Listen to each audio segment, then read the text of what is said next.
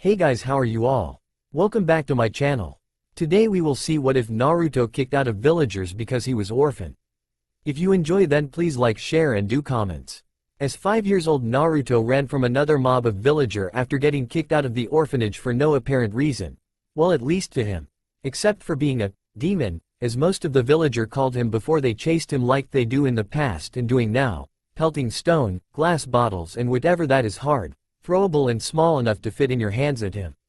Anyways, as Naruto was running, he still remembered his last beating 4 days ago when he was out wandering the streets, the pain, the glares, and the word demon being repeated over and over again. Why do they always hurt me and what do they mean by demon, was Naruto's thoughts at the time as he turned into an alley and jumped into an empty trash can, losing the mob of villagers, but unfortunately a few Chunins and a Jonin were in the mob. Look what we have here.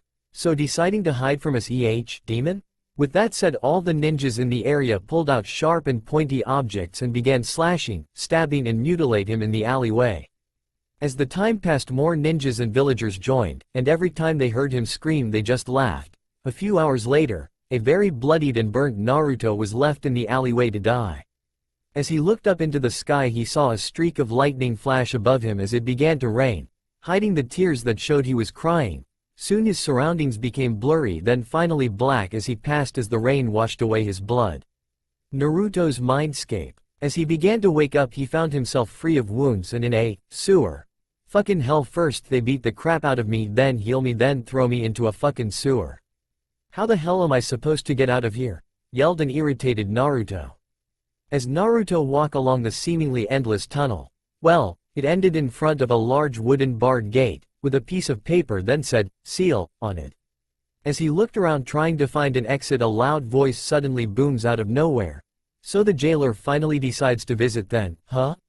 Naruto frantically looks around trying to pinpoint the sound of the voice, finally giving up and shouting, "Who's there?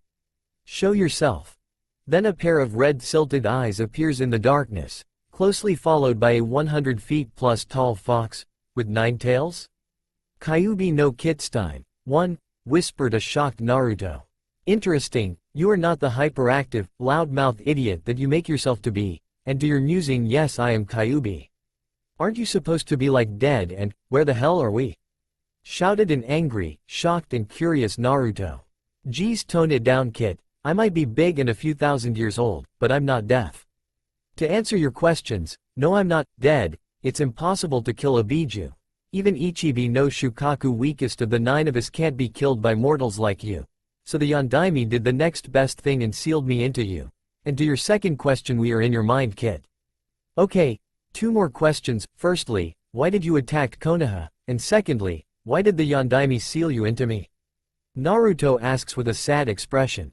"To your first question, I attacked because someone was controlling me against my will. And only 2 people in the entire world have that power. They were the Shoden Hokage and Madara Uchiha, and it was Madara that made me attack.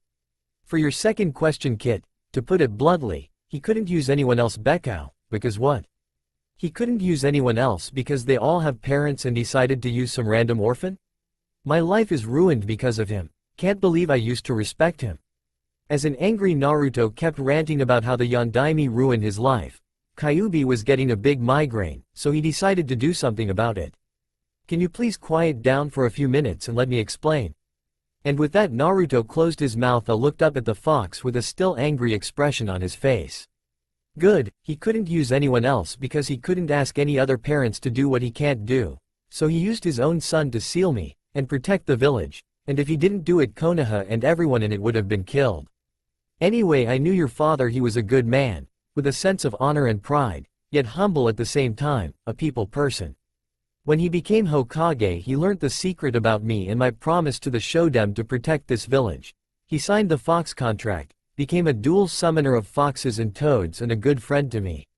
When I attacked the village, I was controlled by Madara Uchiha. No, he's not dead, and I don't know why he isn't not dead yet. And when he saw your father doing the Shikifujin, too, he decided to run, because if he had stayed he would have been sealed into you like I was.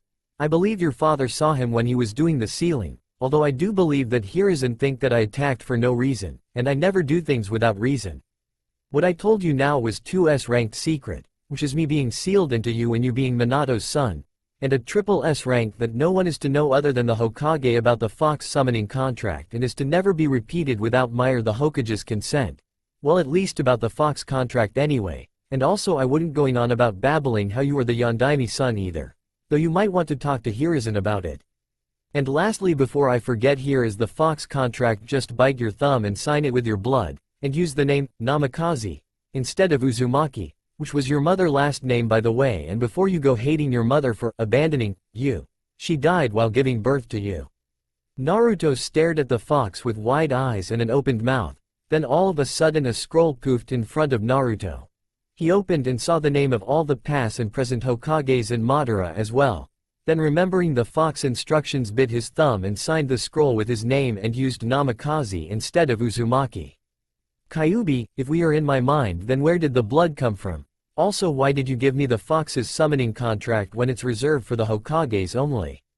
Because we can make nearly whatever we want in our mind a reality, provided that you know what it looks, feel, hear, taste and smell like or know certain information about it.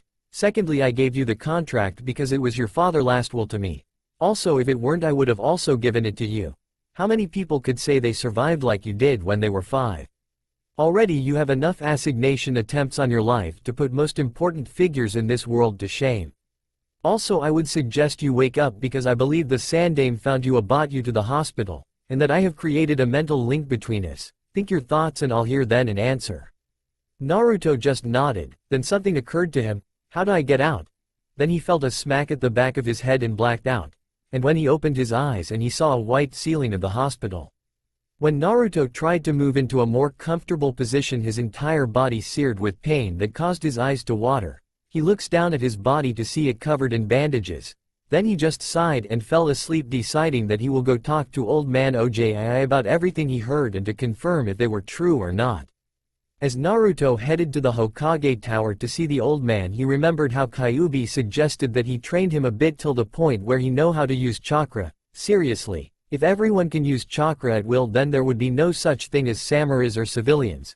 Scratch samurais, and mold it to perform jutsus, before you go to see the Hokage. Flashback: no jutsu. Naruto just got out of hospital and was about to see the old man, when Kyuubi's voice suddenly sounded in his head.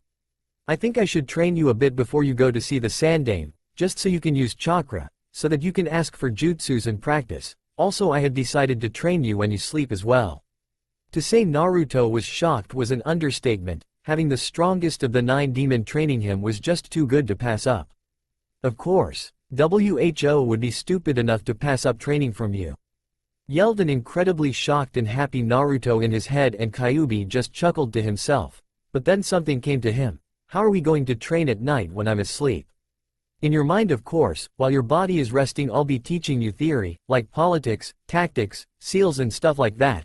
You need it to become Hokage if that is still your dream, chuckled an amused Kyuubi. What are we waiting for then? Let's get started now. Very well, we will begin with you trying to use chakra. Then after you successfully mastered, then we move on to physical exercise. I'll begin theory tonight then. Before you begin, try and find an isolated area where no one can easily hear or find you training. Flashback: Kai. To say Naruto was an understatement. He learned how to use his chakra in 3 hours of meditating. Memorize all the basic hand seals to mold chakra in just under an hour.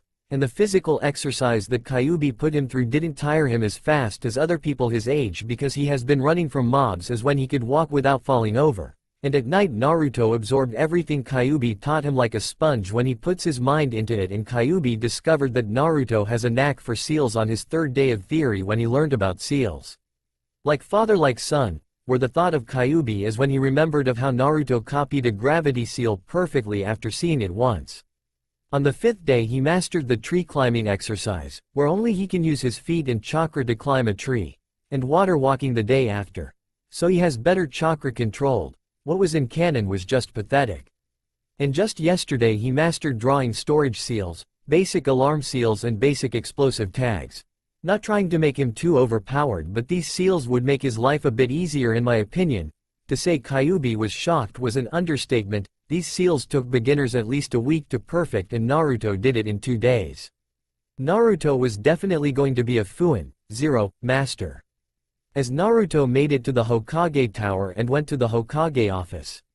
Hey Gigi, shouted Naruto.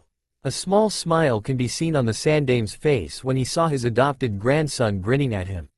What can I help you with, Naruto? Then Naruto's face went serious. There is something I wanted to talk to you about, but first can you a soundproof barrier around here so no one will hear our conversation. The Sandame was shocked to say at how Naruto knew this technique, but put it up anyway. It's up, what do you want to talk about, Naruto? Naruto looked up at the Sandame with a serious expression. Is it true that the fourth was my father, and he died sealing Kyuubi into me the night that he attacked? Hirazen's jaw just fell to the ground and his eyes wide. An S-class secret only known by Jiraiya, Kakashi, Tsunade and himself, never mentioned to anyone, and somehow Naruto found out.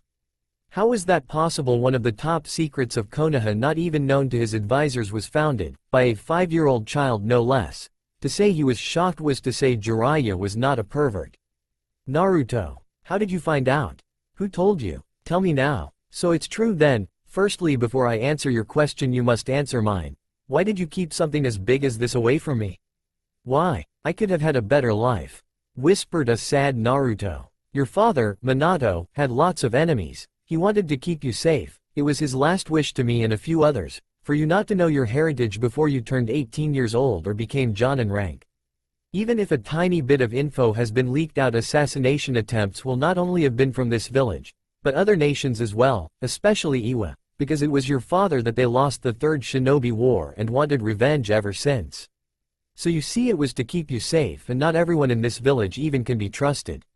If it has been revealed, you most likely would have been dead, because the only two thing that is keeping you alive at the moment is the law that I set down and the Kyuubi chakra. Naruto just sighed. Well, at least you had a reason, which was all I needed. Thank you, Gigi, and to answer your question, isn't it obvious? Hiruzen just shook his head. I'll give you a clue then, he has 9 tails. Hiruzen's eyes went wide as he heard it. How did Kyuubi know? You were friends with him once, weren't you? Also, I heard some people say that the Kyuubi was trying to insult the fourth by making me look like him, so I guess he just put 2 and 2 together, and the fact that my father was friend with him and both of you signed the Fox contract is something to take into consideration as well. Hiruzen was shocked for the 4th time of the day.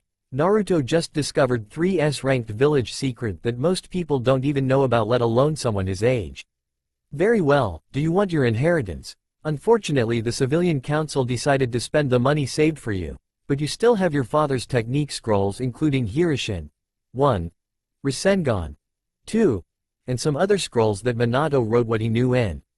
Unfortunately, I can't give you the house yet without raising too much suspicion, so you will just have to stay at the orphanage at the time being. I got kicked out of the orphanage around a week ago, around the same day when you or one of your masked ninjas found me in the alleyway and brought me to the hospital. Also, it was the same day that I met Kyuubi, and that he decided to become my sensei. Also, before I forget, Q-sensei told me to tell you that he didn't attack this village for no reason. He was being controlled by someone called Madara Uchiha, and I would like some technique scrolls as well. After Hiruzen heard this, he nearly fainted. Keyword. Nearly. After he recovered, Madara, he should be dead. And what did Kyuubi teach you? He says that he doesn't know how, but Madara is alive. He recognizes those eyes anywhere. Kyuubi taught me some theory, Fuin jutsus, although I can only make the classic explosive tags, storage seals, basic alarm seals and gravity seals, tree walking with chakra only and water walking since the beginning of last week. Also, he let me sign the Fox contract and told me to ask you something about the Uzumaki contract, though he won't say anything about it, saying it was supposed to be a surprise. A thump sound was heard. Now this was just too much. Hiruzen finally fainted. Was it something I said? Asked a clueless Naruto to no one in particular. If you only knew half the word that came out of your mouth, Kit, were the thoughts of Kyuubi and Naruto denseness. As Hiruzen woke up, I had the weirdest dream, were the first words that came out of his mouth. Out of nowhere a voice responded, what dream might that be, Gigi? Hiruzen turned to the source of a voice and saw Naruto patiently sitting on the couch looking though at just you scroll from his shelf. So it wasn't a dream then. Naruto did do all that in a week. Don't worry about it, Naruto. What scroll do you have there? It's called Kage Bunshin no Jutsu 3, I almost have it down, one more time. Kage Bunshin no Jutsu. Then 5 perfect clones appeared around Naruto, shocking Hiruzen to no end whatsoever. I'm shocking Hiruzen too much, am I? Carrot. Just what is this kid anyways, and how long was I out? It says here that whatever the clone learns it goes back to the users once dispelled, and it's also solid. This technique might come in handy escaping those mobs, not to mention training. Naruto, how long was I out? Around an hour. Why? Oh, no reason, besides the fact that you learned a B rank bordering A rank Kinjutsu. And in no less than an hour. Not to mention that tree climbing takes at least 2 days to learn, for most genin, and water walking takes 2-3 days too, while you learned both, with no training whatsoever, in just under a week. And those seals most Jonins don't even know how to make them, and Naruto just stares at him with a blank look across his face. Once Hiruzen finished the rant, Naruto just nods his head and said, "Anyway, you got any other jutsu harder the Kage Bunshin? Also, can you lend me a book on Fuin Jutsu?" After hearing this, Hiruzen just sweat drop. "Were you even listening to a word I said?" "Nope. Tuned it out when you reached the part about tree walking. By the way, can you tell me a bit about my mother?" "Kyuubi already told me about Minato. I guess I could tell you a bit about your mother, Uzumaki Kushina. Where to begin? She was the last survivor, or Uzugakure. 4. During the Third Shinobi War she moved to Konoha after her village was destroyed by Iwa. There she met your father, and you can guess what happened next. Your mother was a Kenjutsu specialist. If you give her a sharp and pointy weapon she can cut through a squad of Jonin in less than a minute. She specialized from something as light and short as a ninja to something as big and heavy as a Zanbato. The Uzumakis also had a Phoenix contract, which I'll give to you later, and I can see why Kyuubi said it was a surprise judging by the look in your eyes." As he said this, he walked towards his bookshelf and pulled 2 scrolls and handed it to Naruto. The scroll on the right contains your inheritance, and the scroll on the left is the Phoenix contract. Both have blood seals on them, so you will have to put some of your blood on it for them to open. As Hiruzen said this, Naruto put the scroll on his right into his pocket and bit his thumb and opened the scroll on his left. "Old man, should I use Namikaze or Uzumaki to sign the scroll?" All the while looking through the list of names on the scroll. "It doesn't really matter as long as it is part of your name." Naruto then decided to use Namikaze. "Thank you, Gigi. By the way, do you have a place for me to stay? Remembered I got kicked out of the orphanage, and I don't want to go back there either." Hiruzen, and me. Face palms for forgetting that little fact until now. "Before we go to your new home, here, this is the scroll for the Academy Ninjutsus and Taijutsu that you have to learn." Shunshin, 5, decided that he needed a way to get home without being nearly killed every single time. It's a Chunin ranked transportation technique that I believe you can learn, and it can come in handy when you need to get to places quickly, and this is the scroll on how to summon and the hand seals required for it. "Oh, and before I forget, your mother had a Kekkei Genkei Jujutsu, called the Haugen. 6. You should find a scroll about it inside with your other inheritance." As he said this, he handed the scrolls to Naruto, grabs him by the shoulder as shunshin him to his new home. Once they arrived and opened the door to his new apartment, Naruto's jaws hit with wide eyes the ground at what he sees. "Old man, are you sure this is the right place?" "I'm quite sure," was the reply to Naruto's question. Once they arrived and opened the door, Naruto's jaws hit with wide eyes the ground at what he sees. "Old man, are you sure this is the right place?"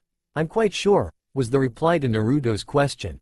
After hearing this, Naruto ran in. It was way better than the orphanage. He had a couch, TV set, fridge, and the basics that you will find in a normal everyday apartment. "Gigi, this is great, but what about the landlord? People don't exactly like me because of Kyuubi, and I don't want to cause you any trouble." "Naruto, don't worry about it. This is an apartment complex I own, and it's where Anbu lives. And don't worry about them. From what I heard, they at least don't hate you for Kyuubi being inside you, and have a bit of mutual respect for you from what you have endured through childhood, so they won't cause you too much trouble if you don't cause them trouble. Anyway, here are the keys to the apartment, and I know you don't have much possessions, but I will bring what you own tomorrow and a few set of new cloths. That white t-shirt and blue pants. Highly doubt he wore orange his entire life. Are getting pretty ripped up. See you tomorrow, Naruto." As Hiruzen shunshined away, Naruto closed the door to his apartment and looked through the fridge for some food, but found nothing, then through the cupboards and luckily for him found a few cups of ramen. "Well, at least this place got some food," Naruto mumbled to himself, and this is where his addiction to ramen began. Let's just say it's where his ramen addiction began, because he obviously won't have too much money to spend on eating out and no one but maybe the Sandaime will take him out from time to time. After the fifth and last cup of ramen, Naruto was still a bit hungry but at least it wasn't like before. Then he looked at the mirror seeing his own reflection. "Hey Q-sensei, do you know how I can activate my Haugen?" "Well Kit, I might not know too much about it because this Kekkei Genkai was given by the Phoenix the Uzumaki instead of us Bijus. But this is something I do know. It's supposed to be a counter to the Sharingan. 1. When the Uzumaki and Uchiha were at war with each other around 50 years ago. If memory serves correctly, the war was about the Uzumaki second in command being murdered by an Uchiha. But it turns out the Uchiha were framed by this other clan that hated both the Uzumakis and Uhichas, so he framed the Uchiha. They go into war with each other and after one side get wiped out they wipe out the other. But they were found out and got wiped out by the joint forces of Uchiha and Uzumaki instead. Forgot the name of said clan though. Anyway, it should activate similar to it too, when the said user experience extreme pain, near-death situations or when someone close to you is in danger. I do believe you have activated because you have already been in more pain and near-death situations than most people 5 times your age, so just put chakra into your eyes. If it has already activated then you should see it. Also I told you not to call me that unless I am training you. Sorry Q, guess it slipped my mind. Well here goes nothing, as Naruto channeled chakra to his eyes like he did a few days ago when he practiced channeling chakra to increase his senses. The cerulean blue eyes turned into a deep rich gold color with a black pupil in the middle, 2 tomo in each eye. I'm going to base the shape of the Haugen on the Sharingan and give it a next level like the Mengekyo Sharingan. And a silver line around the pupil and going through each of the tomo. Wow, I should keep this a secret, shouldn't I? You should, unless you want more people to come after you and make the clan of Uchiha and Hyuga clans see you as a threat to their position of power by a new dujutsu. 2. That they have never seen before. Yeah, you're right. Anyway, I'm going to read the scrolls tomorrow. But now off to bed. Good night Q. Night Kit. Hokage's office. Bring in Tenzo and Anko, Hiruzen said over the intercom as soon as he returned to his office. A few minutes later both came through the doors.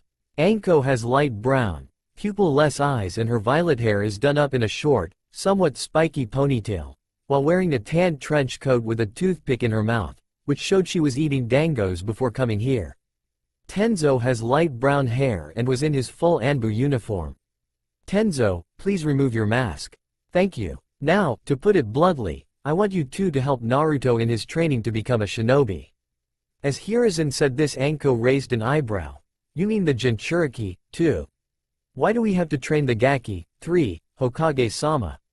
Can't you give the job to Kakashi or someone else beside me? I really don't have time for this. Tenzo just kept his mouth shut listening, because it's not every day that the Hokage decide to give a 5-year-old 2 senseis, even if said 5-year-old was a Jinchuriki. Anko, I picked you because you can relate to Naruto's pain. Haven't you forgotten how the people of this village treated you just because you were Orochimaru's apprentice after he decided to betray the village? Naruto needs someone to be able to relate to. Tenzo, I picked you over Kakashi because he is not fit to become a teacher to anyone yet and still is grieving over the death of Minato, and he has 2 extremely bad habit, being chronically late and reading porn in public. Plus you are one of those few shinobis that I can trust, have an easygoing personality and doesn't have a bad habit. Any question? This time it is Tenzo that spoke up. What is so special about him anyway that you decided to have us teach him? Because he learned Kage Bunshin in around 1 hour today. Also he mastered the tree climbing exercise, water walking and can draw up storage, gravity, basic alarm and basic explosive tags in just under a week. He also is smarter than he seems in public. He is still loud and hyper at time when he gets excited, but in all, like I said, he is smarter than he lets on, probably a mask. At hearing this both Anko's and Tenzo's eyes went wide. He did all that in just little over a week, were the thoughts of both of them. I can see why you want someone to teach the Gaki, he is basically rivaling Itachi's skills. I'm not going to pass up an opportunity to teach a Gaki with this kind of potential. Very well, Hokage-sama, I accept the mission. Good, you have a week to prepare and by the end of the week meet me back here and I'll take you to Naruto's apartment. Before you go, I think you should know this as well. There is 2 other S-rank secret with Naruto, his father and his Kekkei Genkai, which can reveal his heritage if you look careful enough. I'll let Naruto tell you this when he feels that he can trust you. I'm not going to betray his trust. Kyuubi also let him sign Fox contract, which every single Hokage including me have, and Madara Uchiha has signed, and lastly Kyuubi is teaching him as well. But obviously Naruto being a child and Kyuubi being sealed in Naruto, will not have much to work with, so I want you two to help. Tenzo, your name for this mission is Yamato. I also want monthly reports on Naruto progress. Dismiss. Hi. 4. Time skip 6 days later. Yawn. Morning Q, damn 5 AM still too early, and I'm not even sleepy. Great, what can I do for 2 hours before training? Morning Kit, have you ever considered training earlier? I was going to wake you up at 6 anyway instead of 8 today, because you finally have enough chakra to summon something that can fight without using my chakra. Okay. Let me get something warm and grab something to eat first. Naruto now wore black Anbu pants, a black t-shirt underneath his navy blue jumper, and a black trench coat with the Uzumaki spiral at the back and gold trimmings around the edges of the coat and the hood. Naruto shoved a piece of bread in his mouth and drowned a carton of milk, as he shunshined to his personal training ground. Once he arrived at said location, a voice sounded in the back of his mind. Naruto, you still remember the hand signs to summon? Naruto mentally nodded at this. Good, now try to summon from the Kitstein contract first. Since you have signed 2 summoning contracts, you have to think of what type of animal you want to summon, so in this case think of foxes. As Kyuubi said this, Naruto went through hand seals and shouted, Kachiyose no Jutsu.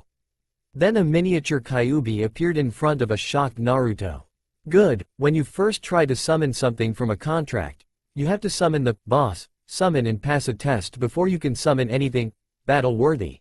So in this case I'm the boss summon of the Kitstein contract, and you don't have to pass a test since I have been with you for 5 years and counting, plus being inside your minds helps. Now do it again, and this time you will get your default summon unless you think of a particular Kitstein you want to summon. Naruto went through the seals again. Kachiyose no Jutsu. Now a 3-tailed fox around the size of a wolf, with black fur and white tipped tails appeared. Kyuubi-sama, said 3 Tails as he nodded to Kyuubi, then turned his head to look at Naruto. So you are the newest Kitstein summoner, so tell me your name, kid. Naruto Uzumaki Namikaze is my name. What yours? My name is Chikao. Looks like I'm your default summon as you human call it. Anyway, if you need me just call. Said the 3 Tails, now known as Chikao. He gave Naruto an eye smile before vanishing in a poof of smoke. Now try to summon something from the Phoenix contract.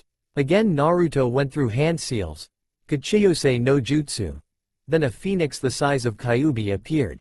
Said phoenix had fire that seems to be flowing like water instead of burning wildly. At the back edges of it is wings, and along the back of it is body, tail and head.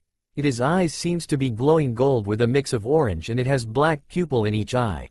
The feathers itself kept changing from red, orange, gold, yellow and black. Like the feathers are burning inside out. It eyed Naruto for a few seconds, then its eye glow and its eye intensified for a few seconds before setting back to normal, then it looked satisfied. All of a sudden a feminine voice sounded through the air. I'm not an it, you know I do have a gender and I'm a female. My name is Katsumi, Naruto Uzumaki Namikaze, last of both clans. I'm impressed yet saddened that a hatchling like you has already activated the Kekkei Genkai my ancestors gave to your ancestors, and on Tomo too. No hatchling should see, yet endure that kind of pain, and yet you remain pure. You passed the test, by the way, and in case you are wondering, I read your mind. Now summon once more and you shall get your partner, which you will always summon when you summon from the Phoenix contract unless you have someone else in mind. Also before you summon, just to let you know, we Phoenix will not burn you if you touch us unless we will it. Then it is only for the people we want to burn, so you can use us for transportation and ride us while in battle. Naruto then for the 4th time of the day shouted, Kachiyose no Jutsu.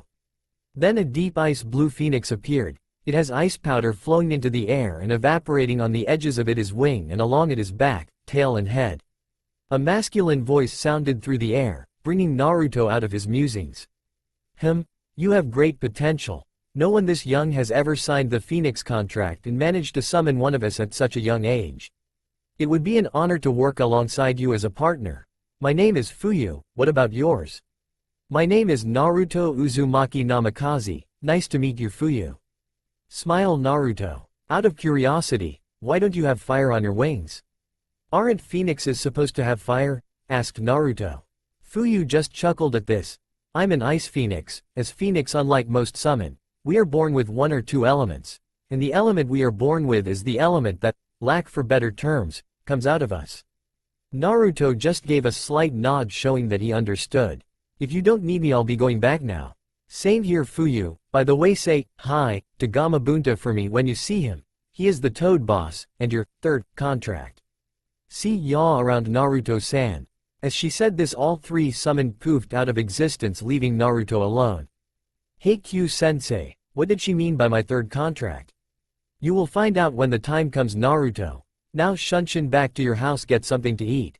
Then we will try to get you to make a more living clone, since you have mastered Henge, 5, and Kawarimi, 6.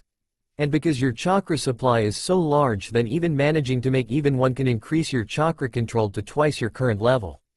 Fine, grumbled a slightly annoyed Naruto as Naruto created 50 shadow clones, since he is failing to learn such a simple jutsu. The next day, Naruto woke up the next day to someone knocking on the door. As he opened the door, he couldn't help but smile. Gigi, what bring you here today? Then he saw the two shinobis behind him. Who are they? As he pointed behind him. Hiruzen just smiled. They are your new senseis. They will be helping you with jutsu and things like that, and they already know about Kyuubi and him training you. Yamato here is one of my most trusted Anbu, and Anko has a similar past to you, not because she is a host, but who her past teacher was. Also, she is part of the interrogation squads. They will be helping you along with Kyuubi and reporting your progress. Smiled Hiruzen. Suddenly the purple-haired women spoke. Hey, Gaki, we will give you 20 minutes to prepare and do what you need to do. After that we will be dragging you to a private training ground that Hokage-sama has reserved just for us. Then that is when the tour training begins. As the purple-haired women known as Anko smiled kindly, a bit too kindly, for Naruto's liking. Time skip. 2.5 years later. As two ANBUs rushed back to Konoha with a very important scroll in the first ANBU's hand. The scroll was stolen from them that contained a few of Konoha's more valuable jutsus by a few Konoha nuke nens. Also a critically wounded Anbu over the second ANBU's shoulder with the fox mask, messy blonde hair, and if you look close enough, cerulean blue eyes. Tenzo Taicho. 1. How long till we get back to Konoha, or at least to the nearest clearing? This guy is going die in 20 minutes if we don't get help. I might know some medical jutsu. Enough to stop internal bleeding, and extract most poison out of the person's system. It's not good enough to extract all the poison. Damn, Sweden. Suihachi, 2. There is your clearing. You can summon him now, Kitstein. Roger that. Kachiyose no jutsu. The smoke cleared Fuyu the size of 4 horse-drawn wagons. Fuyu, we need a lift back to Konoha, or else the guy here will die. Very well, Naruto-san. Come on, we will be there in 10 minutes, hold on. As Fuyu said this, he sped off at least 10 times faster they could run. As they were flying, Naruto was having a flashback. Flashback no jutsu. 1.5 years ago. As a 6 years Naruto headed to the Hokage's office, he had no idea what it was for. It was usually now the old man visited him, so it must be important to be called. As he headed into the lobby, the secretary let him through with a smile. Luckily for him, she was one of those that didn't hold a grudge against him for being the host to Kyuubi. Hey Q, what do you think the old man wants? Only one way to find out, Kit, and that's to talk to him. With a sigh, Naruto opened the door to see Anko and Yamato along with Hiruzen in there. Hello Gigi, Yamato-sensei, Anko-sensei. So what do you need me here for? Naruto, I have spoken to your senseis about your progress. You easily rank medium-level Jonin with the skills you have now and medium-level Kage if you use Hirishin. All you lack is experience. So how would you like to join Konoha's Anbu Corps? Just last week he mastered Hirishin with Kage Bunshins, and now the old man is asking him to join Anbu. This was just too much thump. Naruto just faints right there and then. I think that was a bit too much for Naruto, don't you think, Hokage-sama? Chuckled Yamato. I agree, should have been less forward. Minus 30 minutes later. I just had the weirdest dream. I was being asked to join Anbu, mumbled a drowsy and confused Naruto. It wasn't a dream, Naruto, said a sweet voice he recognizes as Anko's. Of course I'll join. I'll be an idiot to pass up a chance like this. shouted an overexcited Naruto. Everyone just chuckled at the blonde's antic. Might look like his father, but he acts more like his mother, were the thoughts of the Sandame Hokage. Very well, here is your mask, uniform, and your codename shall be Kitstein, said Hiruzen as he pulled a white porcelain mask, 3, with a fox design on it and an Anbu uniform, then handed them to Naruto. Then he pulled the stranded Anbu issued ninjutsu, 4, but Naruto declined. If it's possible, I'll like to use my mother ninjutsu. I know Anbu have to keep their identity secret. I'll put a genjutsu, 5, on it. With that said, Hiruzen just smiled and put it away. Welcome to Anbu, Kitstein. I'll give you a week to prepare before sending you on your first mission. Your squad leader will be Yamato, and his Anbu name is Tenzo. You are to tell no one about this, because you know what would happen if word got out that you are Anbu. Naruto nodded at this at understanding. Hiruzen then smiled. Everyone, you are dismissed. Flashback Kai. Naruto smiles at the memory, joining Anbu at the age of 6. Very few if anyone has done that, but during that half-a-year training, he got around 10 years worth of training thanks to the Kage Bunshin technique and its memory transfer skills. With his current chakra reserves right now, he can make 5,000 clones without tiring and training for 12 hours before tiring. His number limit is around 10,000 so far, but he only limits training to 5,000 because it take a long time to dispel that much clones. Right now he has a special type of shadow clone running around Konoha. It can take more than 20 chakra-infused punches before dispelling, and has 2 weeks worth of chakra supply. Right now that clone was wearing a hideous orange jumpsuit with matching pants, the exact same one as in canon, and most likely vandalizing the Hokage faces. Why he does this? It's to divert attention when he is out during missions, to hide his true skills, and to seem like an idiot, because what do people fear more? A smart demon that can actually plot against them, or an idiotic prankster that can't even tell that if someone is ripping him off? That was the exact same answer he gave the old man when he asked him why he wore orange and pranked random people, save the ANBUs and the one he respected. This made the Hokage very furious to how Naruto was being treated, but Naruto, well being Naruto, told him not to worry about it, because he had enough money from the A rank and S rank mission that he sends Naruto on. With nothing better to do, Naruto out of habit pulls out his ninjutsu and inspected it. Flashback no jutsu. Getting ready to begin his very first mission in Anbu. It was the end of the week. Naruto was in his full Anbu uniform, with his fox mask on and his mother's ninjutsu on his back. Because he was still 30 minutes early, he pulled it out and began looking over the blade for the 50th time this week. It was a beautiful blade, made of excellent quality metal, painted black to avoid reflection, and the hilt itself has a design of a phoenix on it, with gold small wing-like things as guards. Naruto has mastered most of his mother blades in style that goes with it in around 2 months, with lots and lots of shadow clones and migraines that came when receiving too much knowledge at once. Only thing left to master was the Zanbato. As he looked at his clock, 25 minutes has already passed while he was examining the blade. He then shunshined to the Hokage's office to find Yamato there with someone else, most likely a squadmate. Ah, Kitstein, you're finally here. I'll like you to meet Ukami, 5. He with you and Tenzo on the squad. Anyway, your first mission will be a B-rank infiltration mission. The info is in this file. Dismiss. Flashback Kai. That mission was easy compared to the other B-rank he had to do, although he did have to kill some enemy shinobi by the end of it, when they were making their escape with said information. He got over it in a few days with Kyuubi, Hiruzen and his 2 senseis' help. As Konoha came into view, Naruto sheathed his ninjutsu, and lifted Ukami onto his back as Fuyu landed 100 meters from gate into a clearing and gave nod to Naruto before disappearing. As the 2 Anbu rushed past the 2 Chunin that guarded it into the hospital. "We need a medic here now," shouted Tenzo as they approached the reception. A few seconds after shouting, some medic nins with a stretcher came and took the Anbu away. "Come, Kitstein, time to report for the mission." With a nod, both shunshin and appeared inside the Hokage's office. As Tenzo handed the item to the Hokage, he opened the scroll and took a look inside, then nodded.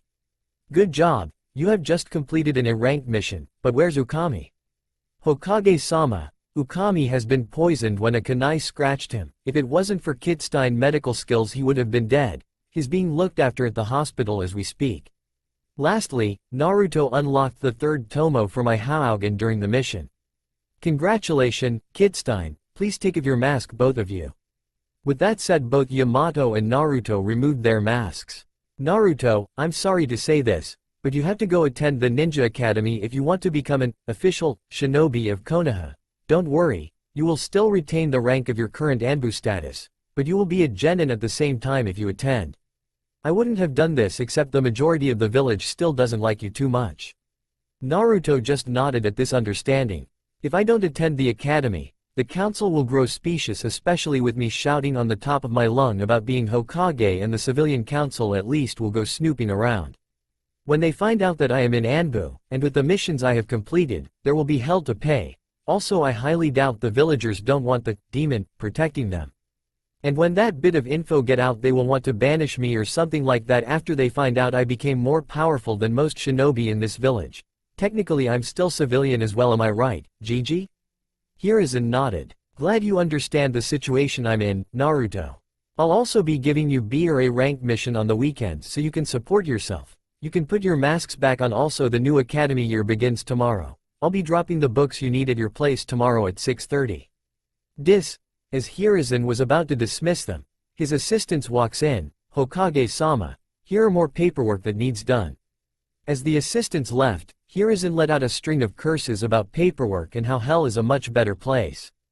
Hokage-sama, if I may, I know a way to finish paperwork faster. It is a very easy way. Kidstein, as your superior, tell me the way. Tenzo, you may go if you wish. Hokage-sama bowed Tenzo as he left. I'll give you a clue, Gigi. It's one of the ways I train, says Naruto as he removes his mask. Damn you, Naruto, stop giving me clues like your father, and tell me the way. May I ask what was the clue my father gave you? Look in the mirror. Whatever that means. Also, how the hell should I know how you train? You seriously can't figure it out? Fine, I'll give you one word, cage. See ya, old man, I'm going home and taking a shower. Naruto shunshin out, leaving the Sandame alone. How the hell does looking in the mirror and using the word cage make doing paperwork easier? Shouted an angry Sandame at no one in particular. Then he looks in the mirror, seeing his own reflection. Well, how does it make doing pap? A light bulb appears on top of his head as he figures it out. Hiruzen moves the paperwork out of the way and bangs his head on his desk. I'm such a idiot, Kage Bunshin no Jutsu. As Hiruzen created 5 clones, they began to do the paperwork, and Hiruzen just pulled a small orange book titled, Icha Icha. Tactics went to the couch, sat down and began giggling in a perverted kind of way. Back with Naruto. Seriously, this will be the worst 4 years in my life. You never know, kid, you might just like it there. I highly doubt that, Q. I also suggest you keep your Dobi mask, including wearing that hideous jumpsuit you make your shadow clones wear when you are on missions. Though you have better clothes, I know, but you don't want to make everyone suspicious by having a personality change overnight.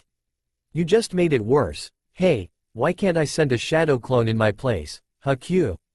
I have already thought of that, but there are 2 problems with your plans. Firstly, when you are on missions, you can run from mobs and hide from the other ninja using your clone when they try to hurt you, but at the academy, you will have to spar against other people, and if they land a hit on you, said clone go, poof, and you can't hide or run from them.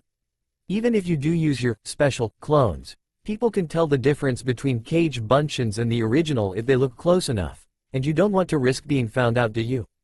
Damn, guess you're right as always, Q. If it gets too boring, we're playing shogi in my mind. Very well, kid, I'm going to sleep, night, kid. Night, Q. Time skip. 2 years later, 10-years-old Naruto and day of the Uchiha massacre. As Naruto heads home under a star-filled night of Konoha. Why was he walking home so late, you ask? Well, when Iruka-sensei caught him vandalizing the Hokage's faces, again, he made him clean it, again. After that he took him to eat Shiraku ramen. Before Naruto knew it was night. As he decided to walk home instead of Shunshin, because he doesn't know if anyone is watching him, and because it's night and the night is much more peaceful than day in Naruto's opinion. When he passed the Uchiha district it was dark, which was odd for a really big clan. Naruto was going to ignore it, when he heard a scream from inside the complex. Naruto got out a scroll containing his Anbu attire and mask included that he carries wherever he goes just in case, quickly changed to his full Anbu attire, unseals his ninja to straps it onto his back and released his genjutsu hiding his true height of 4.7 feet, instead of the tiny size of 4.1 feet that was his general jutsu. With all that done, he rushed into Uchiha Complex and the location of the screen, with Haugen activated. I'll explain what it does during this or next chapter. Inside the complex. You are weak, Imouto, it's because you lack hatred. Why, Itachi? Why did you kill the clan? Shouted his little sister angrily, while in tears over everyone that she knew and loved that was killed by his older brother. Said sister was at the height of 4.6 feet with waist-length raven hair and onyx eyes. All she wore at the moment is a blue shinobi battle dress with the Uchiha clan symbol on the back. I killed the clan, foolish Imouto, because I needed to measure my strength. I kept you alive because I need you to measure my strength, for the clan was too weak. Come before me again with the eyes I possess now, then you might have a chance at killing me. To gain these eyes, you will have to kill your emotions, and kill your closest friend, Sake. With that said and done with, Sake jumped into the air and launched 6 shurikens at his brother, then charged attempting to stab him with a kunai. Itachi meanwhile just sidestepped and kicked Sake to the ground. See how weak you are, Imouto, without the hatred that I possess. He looks into Saki's eyes with his Mangekyo, 1, Sharingan. Su, 2. He never got a chance to finish his technique as he had to dodge 6 kunais aimed at him. Sake then saw a patch of familiar messy blonde hair that reminded her of someone, but can't seem to remember at the moment. When she looked into his eye it was yellow, and like the Sharingan it has 3 tomo spinning in it. That was all Sake Uchiha saw before she blacked out. Back with Naruto after he threw the kunais. As Naruto looked at said Uchiha, he recognized her for being in the same class as him in the academy. She had lots of fanboys and a prodigy. When Naruto saw her blackout, he turned his attention back to Itachi. He saw Itachi doing seals, then Naruto began doing seals. Kaden. Gokakyu no Jutsu, 3. Itachi spat a huge fireball towards Naruto. Luckily Naruto finished doing seals. Sweden. Mizurapa, 4. Both jutsu cancelled each other out, though the fireball was bigger, and exploded into steam and smaller mini fireballs and set the houses ablaze. Naruto rushed into the steam, came out the other side and stabbed Itachi through the heart with a kunai. He poofed into smoke showing he was a shadow clone and the real one got away. As Anbu arrived with the Hokage, they saw both jutsu cancel each other out and Naruto stabbing Itachi in the heart and him turning into smoke and the real Itachi jumping into the horizon. A few hours later, after Naruto debriefed the Hokage, he went home. Luckily tomorrow's the weekend, no academy. Also tomorrow I have no mission so I can continue trying to perfect that jutsu. I agree with you kid, this a rare opportunity and it shouldn't go to waste. Night kid. Night Q. With that they both went to sleep. Little did they know tomorrow would be anything but a regular weekend. Next morning, as Naruto ate breakfast, and Anbu appeared next to him. The Hokage wants to see you in 5 minutes. With that said he shunshin out again. So much for my free weekend, mumbled Naruto to no one in particular. Kid you don't know what the Hokage wants, for all you know he could just be giving you a promotion to Anbu captain. Right, highly doubt that gonna happen Q. Naruto shoved the rest of his toast into his mouth, as he changed into his Anbu uniform and shunshin to the Hokage's office. Inside the Hokage tower. Don't worry Sake, I know someone you can stay with until the Uchiha district get rebuilt, even if you don't. Hokage-sama if I may ask who is it? You will know when he gets here. Sake had just gotten out of hospital this morning.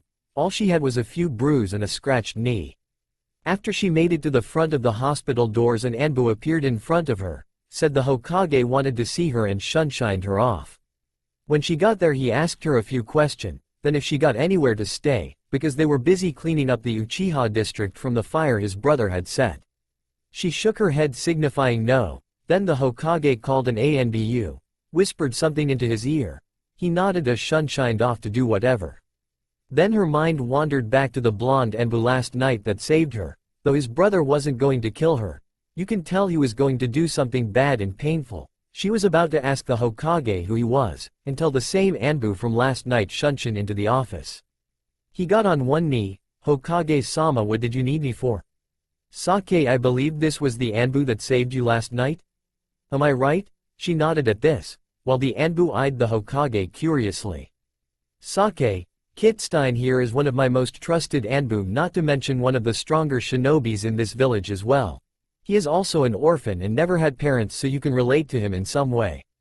I'm telling you this because you will be staying with him till we get the district cleaned up. She nodded at this, curious to find out who said Anbu was, while the Anbu just glared at the Hokage, then gave a nod signifying that he understood. Kitstein, please take off your mask. Again the Anbu glared at the Hokage. Sighs, then takes it off. Sake was shocked who was underneath the mask. Naruto, the dead last midget prankster of the class, is an Anbu, taller than he is at the academy and hotter as well. Wait, what was she thinking? Naruto hot? Yeah right, but he did look better in his Anbu uniform without orange and his goggles. Plus the muscles on that showed on his arm didn't help Sake from keeping away a small blush. There go my plans for the day, out the freaking window. So Sake, you finally find out that I'm Anbu. I'll tell you more once we get back to my place. Naruto glanced at Hiruzen, who nodded at him. Then Naruto placed a hand on Sake's shoulders and shunshin her back to Naruto's place. Naruto's place. Once they arrived, Naruto created a shadow clone to clean his leftover breakfast. He then unstraps his ninja from his back, put it on the table along with his mask and sat in a chair. Kitchen's here, the guest room, which will be your room, will be opposite my room which is there. The bathroom is over there. And the living room is down the hall. You will have time to explore later. Any questions? Asked Naruto to a still shocked Sake. Once they arrived, Naruto created a shadow clone to clean his leftover breakfast. He then unstraps his ninja from his back, put it on the table along with his mask and sat in a chair. Kitchen's here, the guest room, which will be your room, will be opposite my room which is there. The bathroom is over there. And the living room is down the hall. You will have time to explore later. Any questions? Asked Naruto to a still shocked Sake. Hell yes. How the hell did the dead last from the class become an Anbu? What's with those yellow eyes yesterday that look like the Sharingan? Why are you so tall, and what else have you been keeping a secret? Firstly, I was an Anbu when I was 6. Secondly, this is my real size. The orange-wearing midget is usually me under Genjutsu or a Kage Bunshin. Thirdly, the eyes you saw. It's called the Haugen, it's my Kekkei Genkai that the Uzumaki clan received from the Phoenixes, and lastly I have a lot more secrets that only very few people knows about.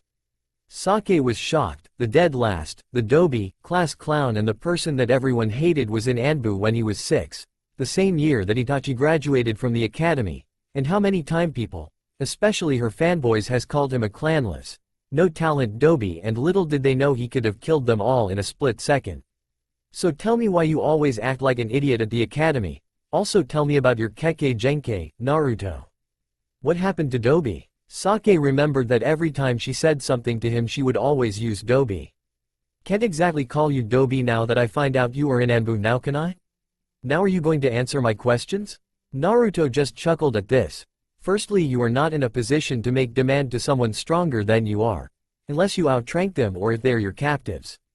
You do not outrank me, and I am definitely not your captive, but I'll answer them anyway. Because we will be living together for a while, so it will be best if we got along. Firstly, I act like a Dobi because it's my mask, which people like you. I have dubbed it the Dobi mask, to hide my true identity. Seriously, how many academy students can perform Shunshin? Anyway, I have the mask on all the time, unless I'm with certain people, on missions or in here. Why? Because, let's just say people of this village don't like me too much and leave it at that. And about my Kekkei Genkai, the Haugen, its abilities are. Flashback no Jutsu. As a 5-year-old Naruto got the scroll of his inheritance out after he got it from the old man. The first thing he looked for was the information of the Haugen. As he unsealed everything like Kyuubi has taught, which he bit his thumb and pressed it over the seal, it was the first scroll which popped up. He opened it up. As he read through it he got wide eyes. Who knew it could be so powerful? Inside the scroll it said, the Haugen, it was given to us by the Phoenixes during the 4-month Uzumaki Uchiha War to counter the Sharingan.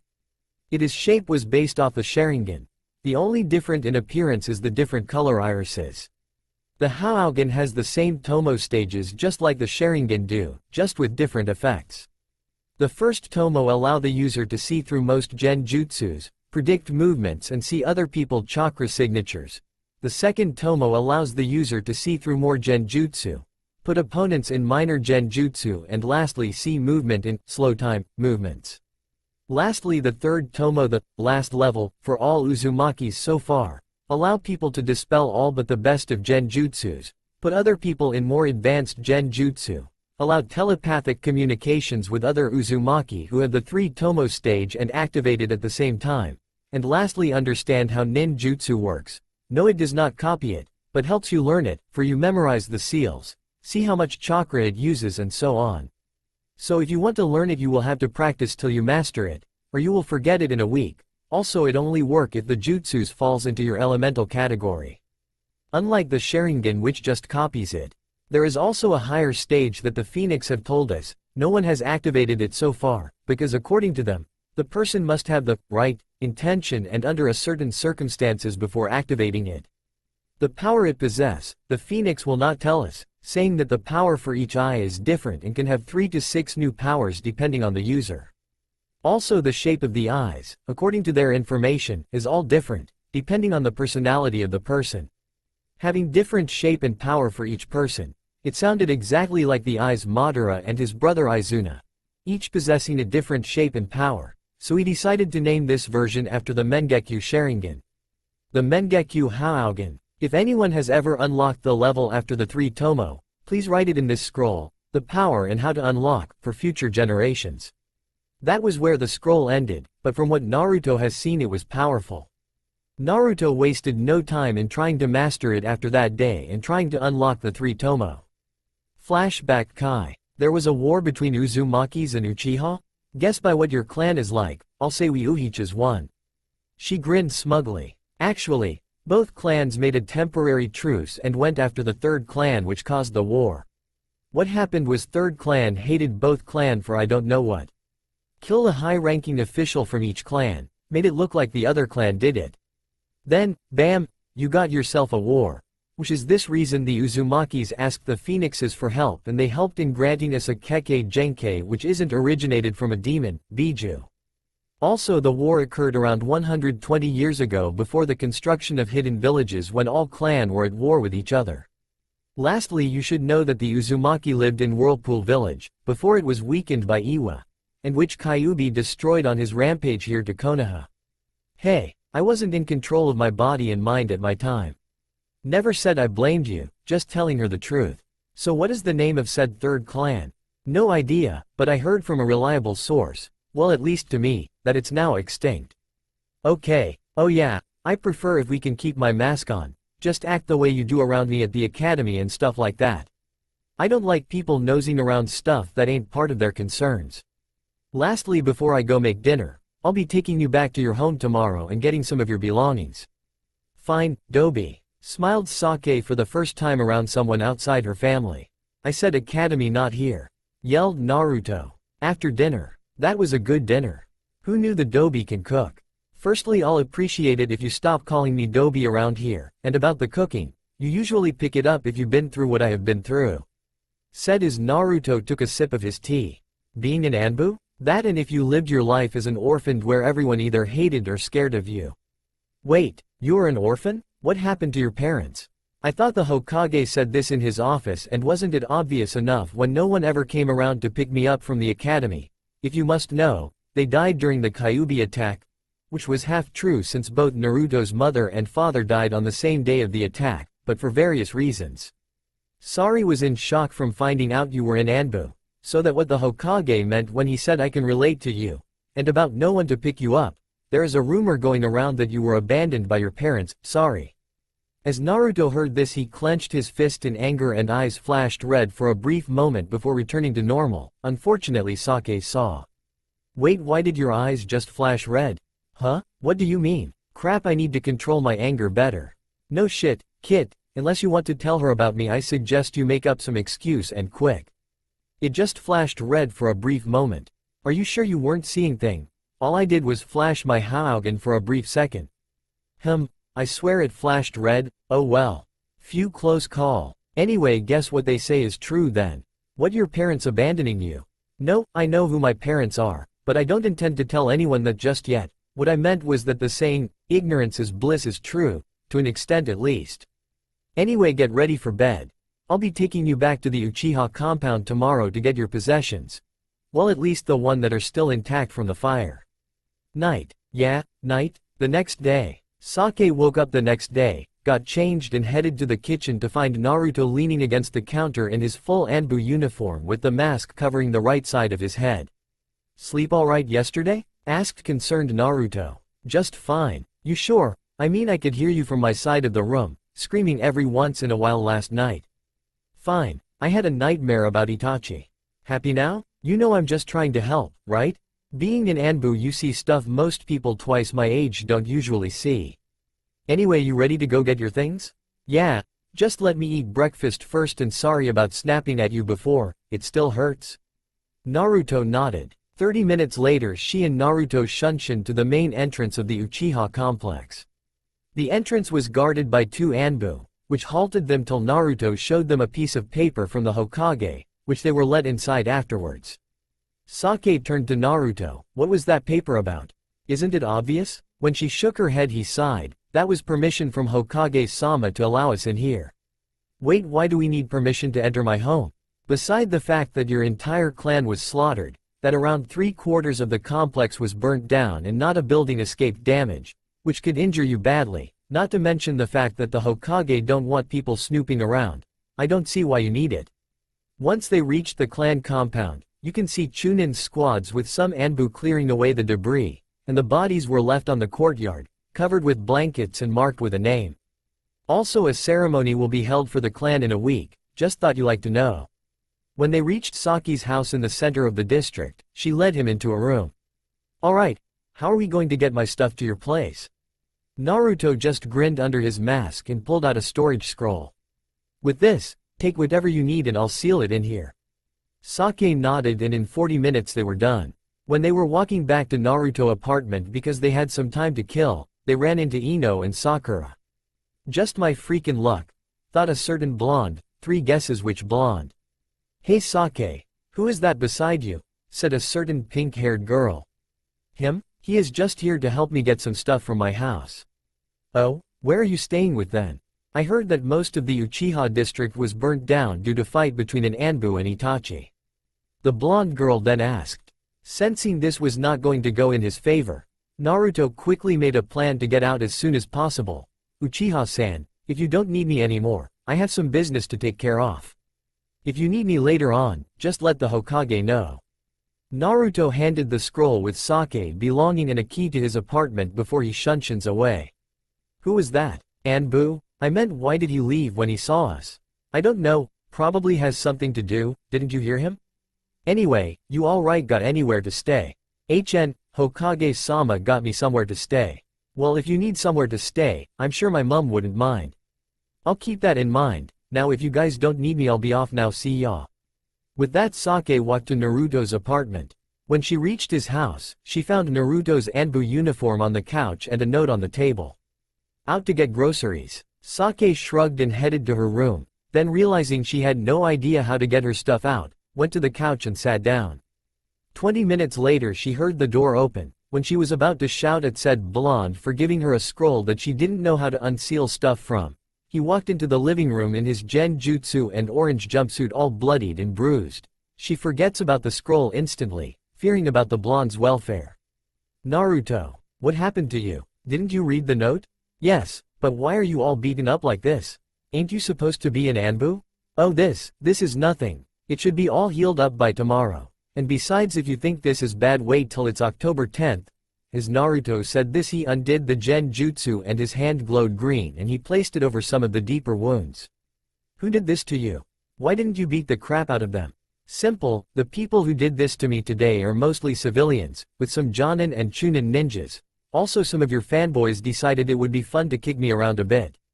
Can't exactly harm them without revealing myself or getting thrown in an Anbu holding cell?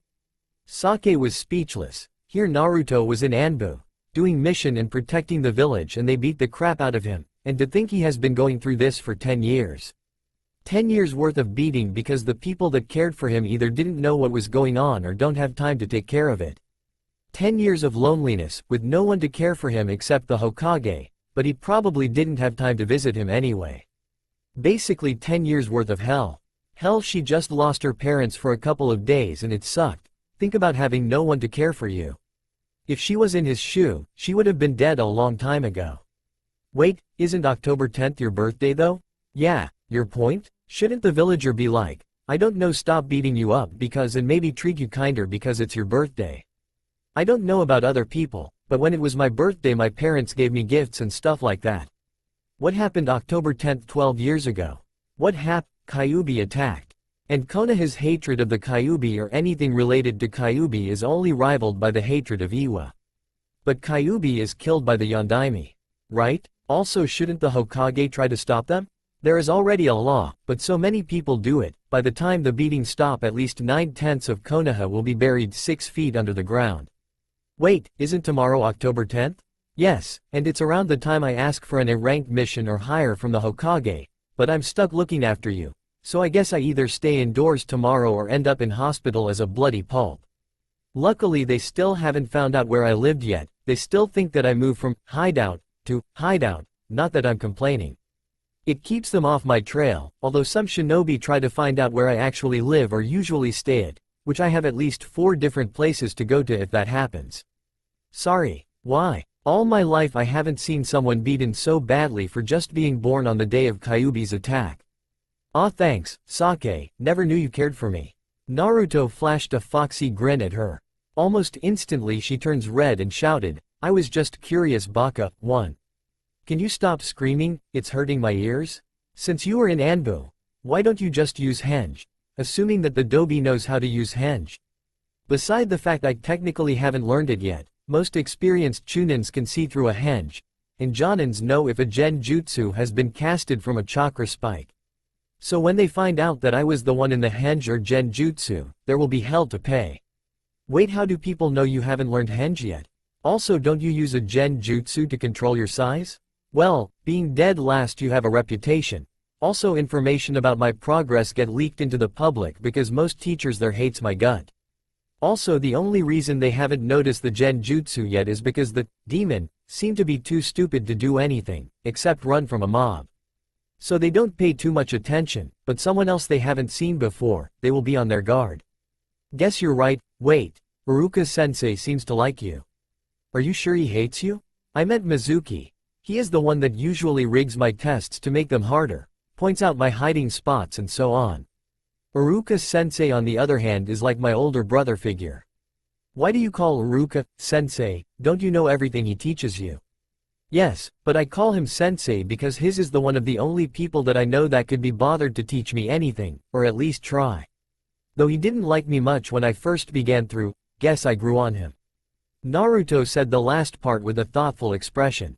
Mizuki doesn't treat you too badly, are you sure? Or are your Anbu senses getting rusty because of staying at the academy?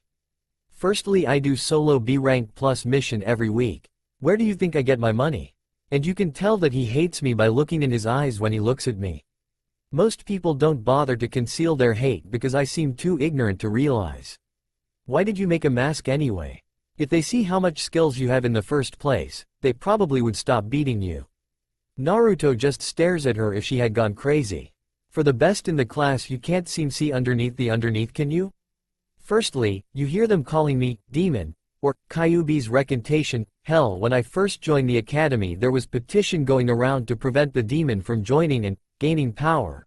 Obviously the Hokage stopped this and let me join regardless. So I had to be dead last if I wanted to live, or at least have better life. If I had shown that I was well above my level or at least top of the class, they would come after my head even more often.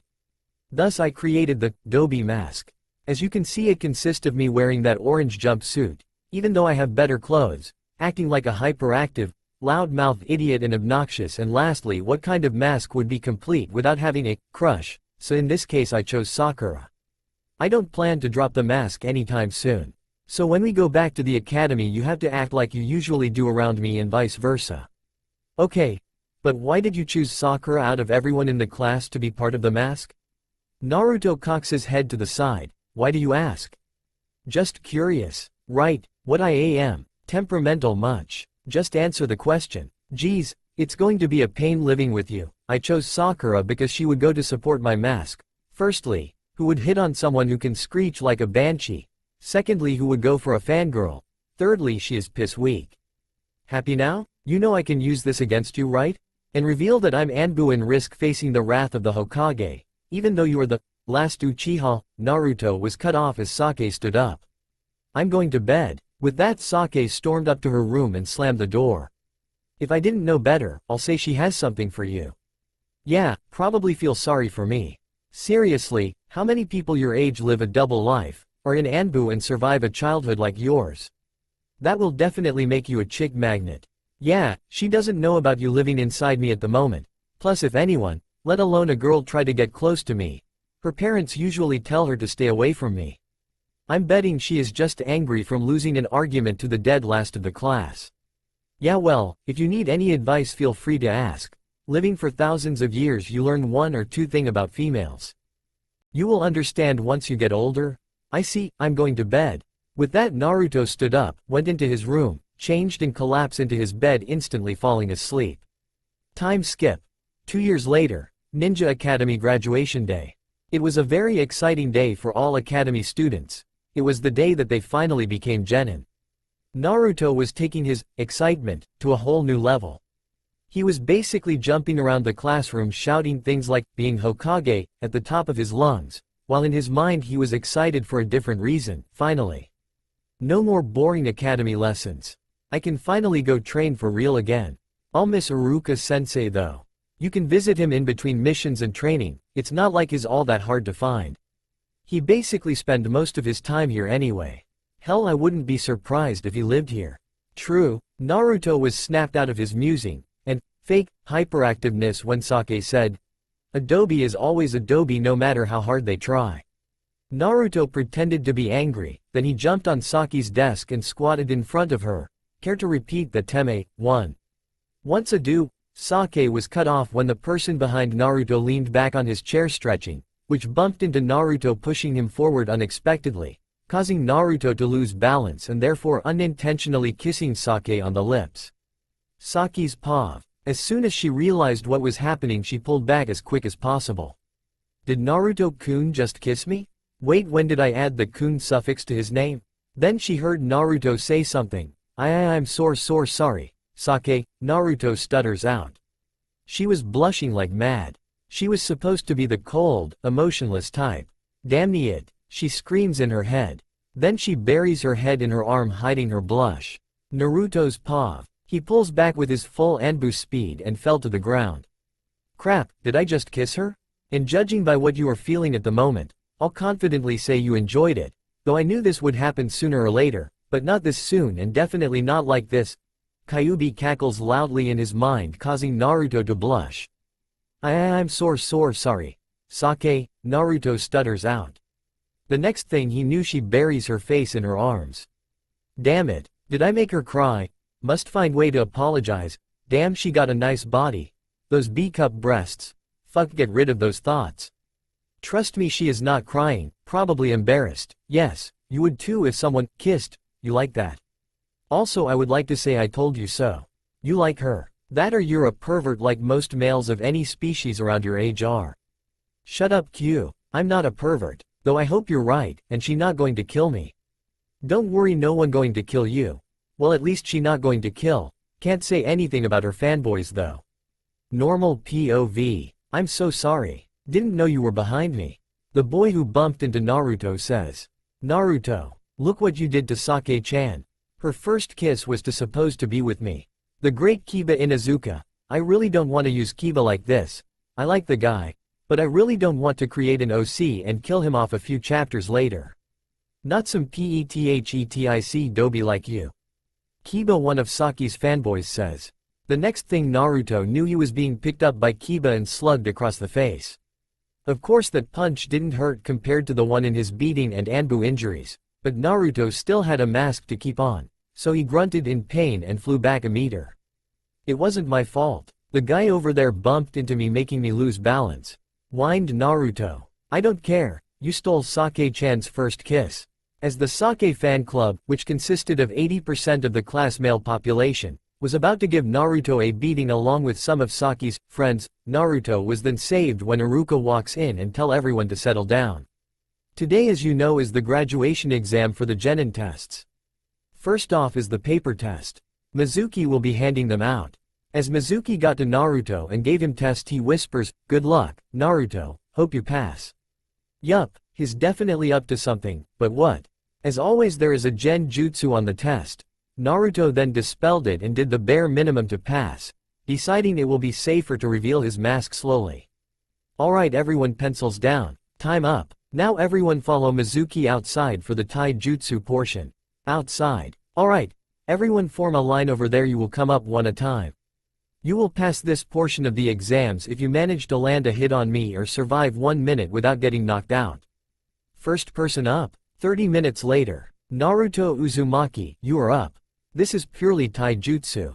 Good luck, Mizuki says and smirks. He's definitely up to something. For one, he is going faster than possible for Genin to keep up. What do you think, Q? As Naruto asked Kyuubi, he ducked a kick aimed for his head. Fail this exam and see what he is up to. He's never this kind to you before. Roger that, I'll fail at the Bunshin test, after all it's my worst. The bell then went off, signaling the end of the minute. Everyone follow me back inside for the genjutsu portion of the exam. Minus 10 minutes sitting the classroom.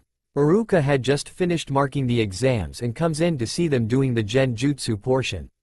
From the looks of it, only Naruto, Kiba and a few other people were still trapped. So what are they seeing, Mizuki? The Hokage giving them a speech, 4 more minutes and I'll release. Iruka nodded at this. Naruto then said, Kai. Shocking both the teachers and class. Naruto, you did improve after all. Naruto just grins at Iruka and scratches the back of his head and replied, I highly doubt Hokage Gigi will say something about the flames of youth. Plus something from him was just a bit weird. The Gigi part just shocked everyone. No one has ever called the Hokage that, except his grandson. Alright Mizuki, it's time to release the genjutsu and get on with the exams. He nodded at this and released the genjutsu. The people that were still trapped were shocked that they were trapped in a genjutsu all along. The class just laughed at them. Alright, now for the ninjutsu portion. First up. Another 20 minutes later. Uzumaki, Naruto, please come into the room. Well, time to begin. Operation Fall from Grace. You could have came up with a more fitting name, you know? Well, I don't exactly have much time to come up with one, you know? Well, Naruto, all you have to perform a henge, kawarimi and bunshin no jutsu, creating 3 clones successfully, any order you wish. Okay.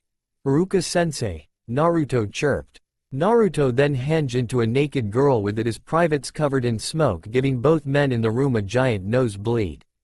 As they chased Naruto around the room, he then kawarimi with the chair Mizuki was sitting on as the both fell over in a pile while Naruto laughed at them. While the class outside heard the crashing and laughter, they just sweat dropped. As the situation became normal, again if you called normal as both teacher having tissue stuck in their nose, blood splattering on their vest and all over the room from said blood nose normal, then it was normal.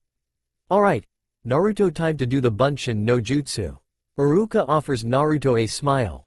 Alright, Naruto then did the jutsu and 3 dead clones appear. Naruto, you fail. Come on Iruka, give the boy a break, surely he can pass? No, he can't even do a simple jutsu like a bunshin. How can he survive the shinobi world? As Naruto heard this, he inwardly smiled, knowing that Iruka cared for his safety, and how little they actually knew. Naruto came out of the room with his head down and headed outside the classroom. I knew the Dobi won't pass. So Sake-chan, how about you and me go on a date? Sake just glares at him. She then sneered, I don't have time to date. If you have any pride you would go train, instead of chasing me around like an idiot. Meanwhile in Saki's head, how would Naruto fail?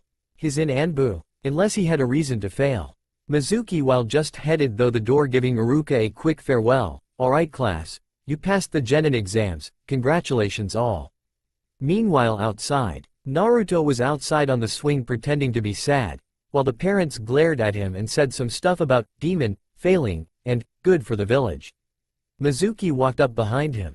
Hey Naruto. He says kindly, a bit too kindly. Mizuki-sensei. Naruto, what if I told you there was another way to pass the genin exams? Naruto perked up at this while Mizuki just chuckled. Alright. Your task is to steal the forbidden scroll in the Hokage Tower and learn a technique from it, and then I'll pass you, alright?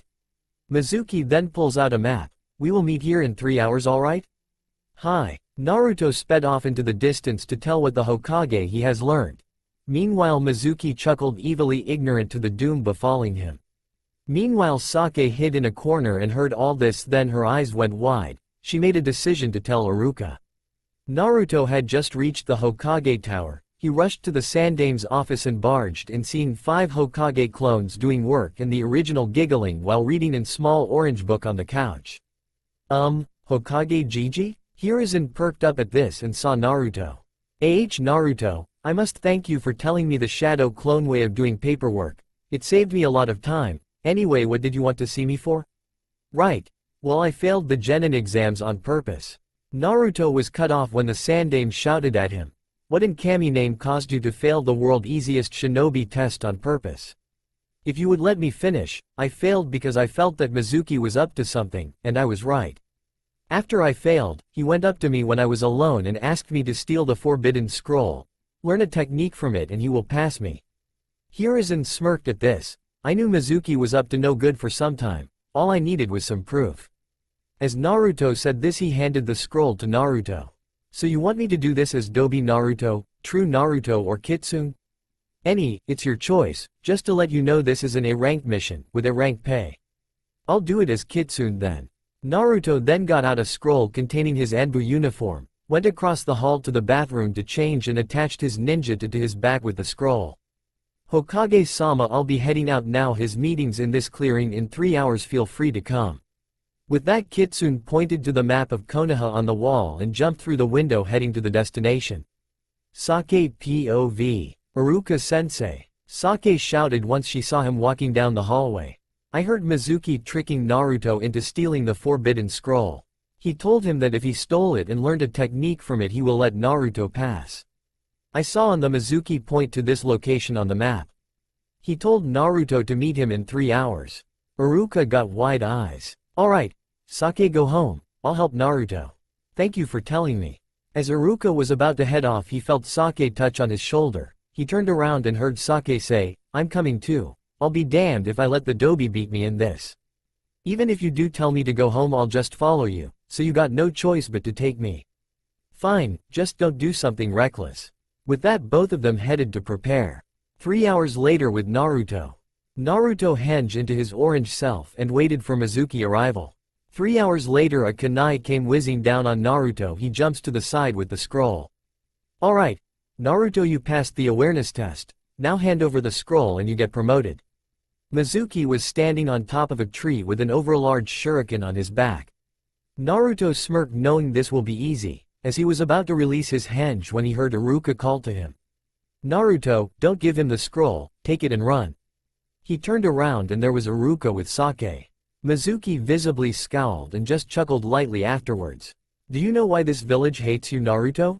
Mizuki, no. It's against the law, but Mizuki just continued.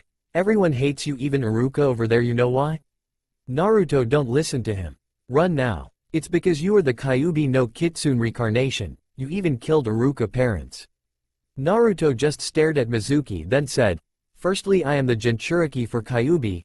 I am not Kyuubi himself. Secondly, I already know that I am Kyuubi's container, and thirdly, you just broke a law of the Sandame which is punishable by death. Both teachers were shocked to say he knew.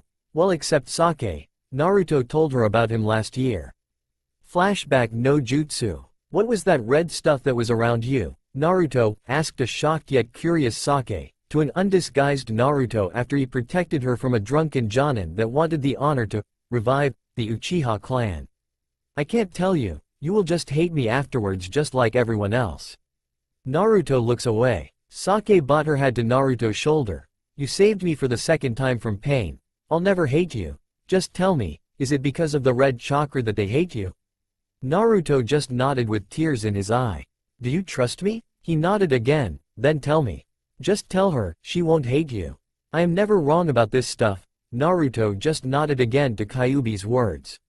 He then looks Sake in her onyx eye.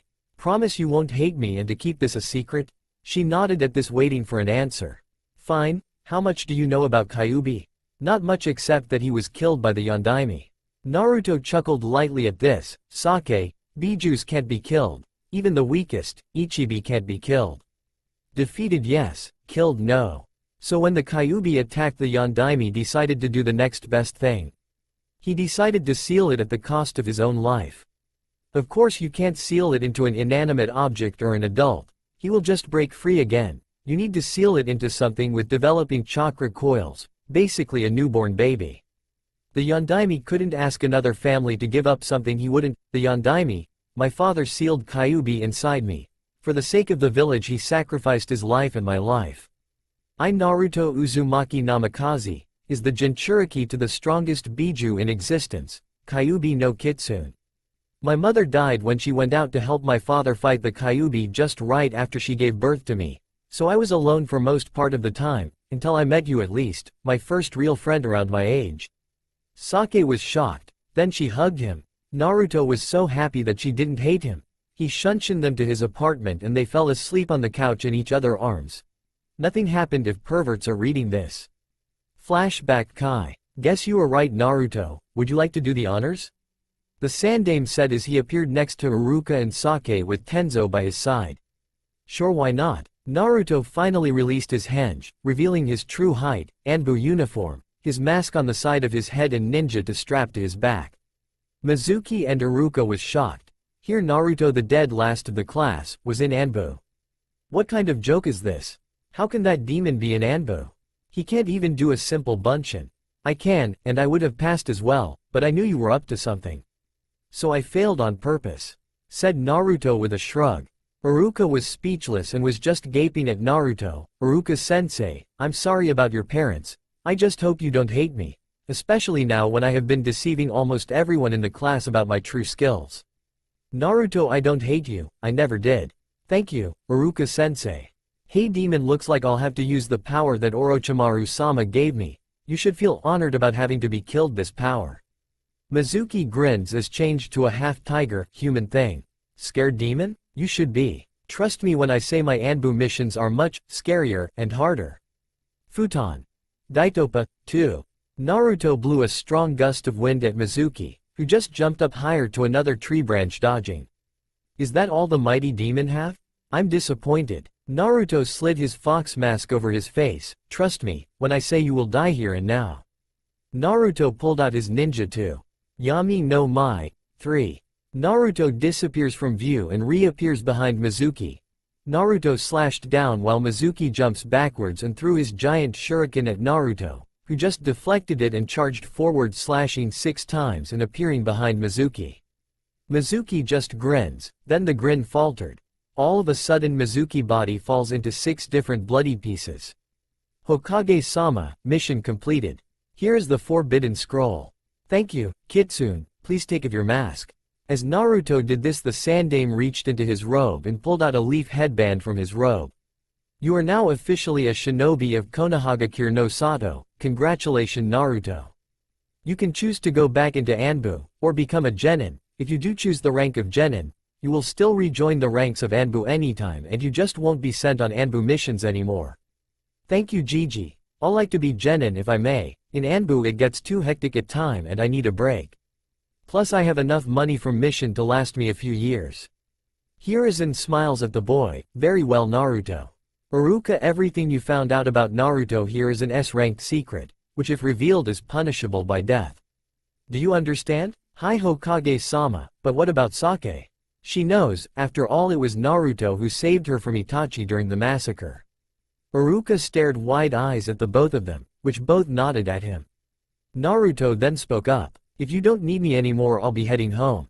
See ya. With that he shunshin off to his apartment with Sake, which I should explain lives directly across the hall from Naruto after she asked the Hokage to let her moved into said just vacant apartment. One day after the Mizuki event. As Naruto wakes up at the unusual time of 7 a.m., he got slightly angry that he didn't have time to go train before the day began.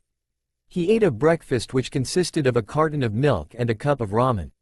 He then got changed into his usual Anbu-style black pants, a black t-shirt and wearing a thin white-colored coat with hood and black trimming on the hems reaching just above his knees.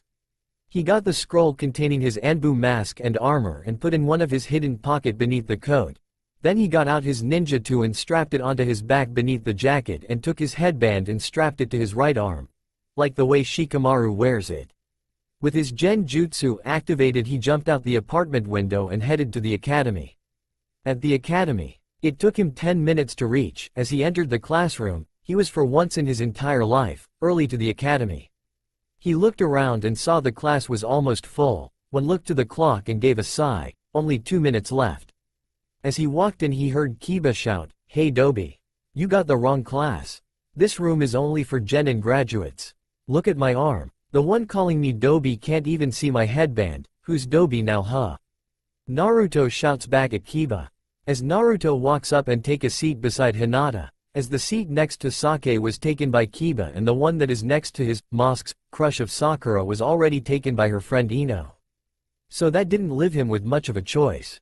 As he sat down, he saw the Hyuga blush and began pushing both her index fingers together, obviously nervous about something. Though he didn't know Hinata too well, she was still one of those people that didn't try to hurt him, so making him care for her as a friend. "Hinata, you alright? You seem nervous about something." "I am fine, Naruto-kun." Hinata blush deepens as she said this, while Naruto just shrugged, being as dense as he is. A minute later Iruka came in. "Iruka-sensei. Where is Mizuki-sensei?" asked Sakura. "Mizuki is on a mission for Hokage-sama at the moment, so he won't be back for at least a week." As he said this, he turned to look at Naruto and slightly nodded at him, which in some weird way only Naruto saw and nodded back. Okay, the teams are as follows. Team 1. Time skip 5 minutes later. Team 7 will be Uzumaki Naruto, he perked up hearing his name, Haruno Sakura, and Uchiha Sake. "You better not try anything on Sake-chan, Dobi, or you will regret it," yelled a pissed-off Kiba at Naruto, while Naruto just raised an eyebrow at him. "Your sensei will be Hitaki Kakashi. Team 8 will consist of Aburame Shino, Hyuga Hinata and Inazuka Kiba. Your sensei will be Kurenai Yuhi." Kiba groaned at this for not being on the same team as Sake. Team 9 is still in service from last year.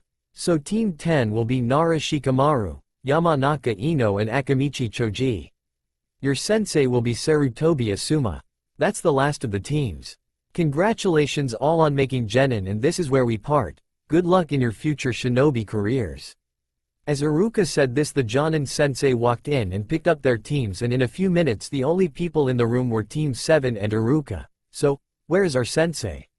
"Iruka sensei?" Naruto spoke up. But Iruka had already left the room when most of the Jonin came to pick up their teams. 2 hours and 45 minutes later. "Where is our sensei?" screeched an irritated pink-haired banshee in human form. As she continued to screech, Kyuubi spoke to Naruto. "Kit, do the 3 of us in this room a favor. Make her shut up and save all our hearing. Even a demon can go deaf from loud screechy noises too, you know." "Fine, if I get punched over the head it's your fault. You have had worse injuries in Anbu and from mobs." "True, but I was hoping not to talk to her." "Fine, my ears are beginning to hurt anyway." "Sakura, if you could do us all a favor and shut up for 5 freaking minutes and let us keep our hearing." Sakura was shocked at first that someone that had a crush on her told her to shut up, then that shock turned into rage. "What did you say, Naruto baka?" She marched up to Naruto and tried to punch him in the face, but he just dodged every hit she threw at him while Sake watched from the sideline with amusement in her eyes. 15 minutes of trying to hit Naruto, which failed miserably by the way. Sakura was worn out chasing him around the room, and with Naruto jumping from desk to desk, she just sat down and glared at Naruto, while Naruto himself hasn't even broken a sweat yet. He just sat down near a window and stared out. "Ha ha ha ha ha. She pathetic, and they call you dead last." "True, hope she don't die on us on our first C-rank mission. If she doesn't stop screaming every time she speaks, I'll somehow kill her myself." Just then the door opened to see a gray, silver-haired man with the only part of his face showing was his one eye. The rest was hidden beneath his mask and his other eye was hidden beneath his headband. Said hair in some way defied the laws of gravity. He eyed the people in the room lazily. "My first impression of you guys, I don't like you, meet me on the roof in 5 minutes." He disappears in a poof of smoke. Sakura walks out first, Naruto and Sake just nodded to each other and shunshin to the roof. As they appeared, Kakashi was reading a small orange book that the Hokage read. Kakashi looks up to them in shock, though you can't tell because his face was hidden underneath his mask. They know Shunshin? I can understand Sake may be learning it, but Naruto? True, he may have been Sensei's son, but the reports say that he is dead last with really bad chakra control. Could the reports be inaccurate? I'll check with Hokage-sama later. Just then Sakura appears on the roof. She looked in shock before Naruto and Sake. How did you two get here before me? I didn't remember seeing you go past me, and I am sure I was the first one out of the room. Naruto spoke up. Well, Sakura, if you had waited for us, we could have showed you the shortcut we found. Kakashi decided to speak up before an argument began. Well, since that you are a team now, why not introduce yourselves? You know, likes, dislikes, dreams for the future. Pinky, you can go first. Sakura brows twitched at the name.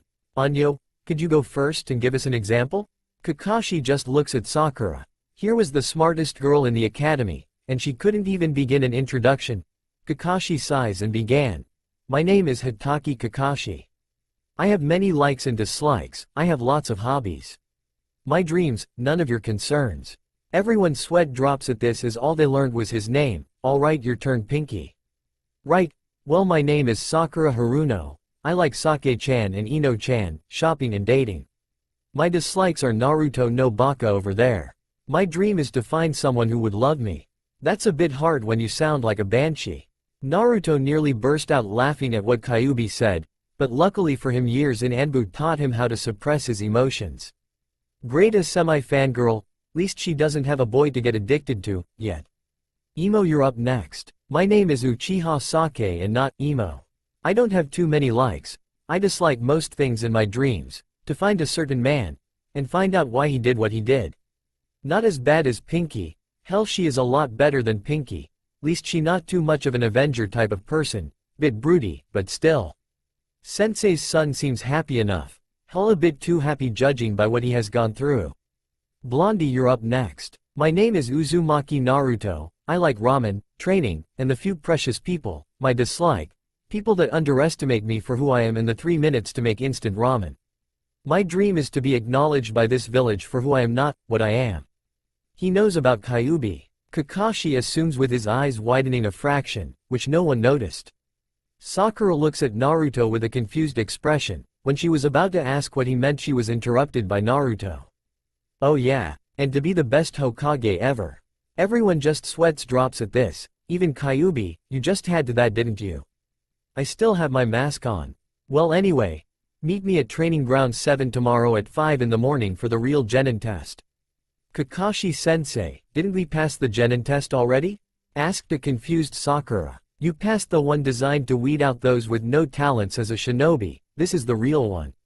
There is a 66% chance of failure. Oh, and I suggest that you don't eat breakfast tomorrow unless you want to puke. See you tomorrow at Training Ground 7. Kakashi eyes smiles and disappears in a whirl of leaves, leaving Team 7 on the roof. Naruto spoke up. Well, if you need me, I'll be at Ichiraku Ramen. With that, he heads down the stairs, turns a corner, and Shunshin off.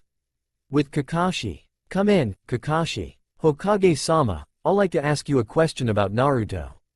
I saw him and Sake Shunshin to the roof today. I can understand Sake learning the technique, but Naruto? Are you sure they are accurate?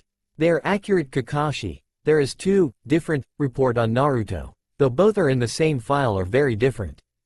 Hokage-sama? The Academy reports on Naruto, and I'm willing to bet my entire Icha collection that his team introduction is Naruto's mask. None of the Academy instructors know about true Naruto, save one person who just found out yesterday by accident.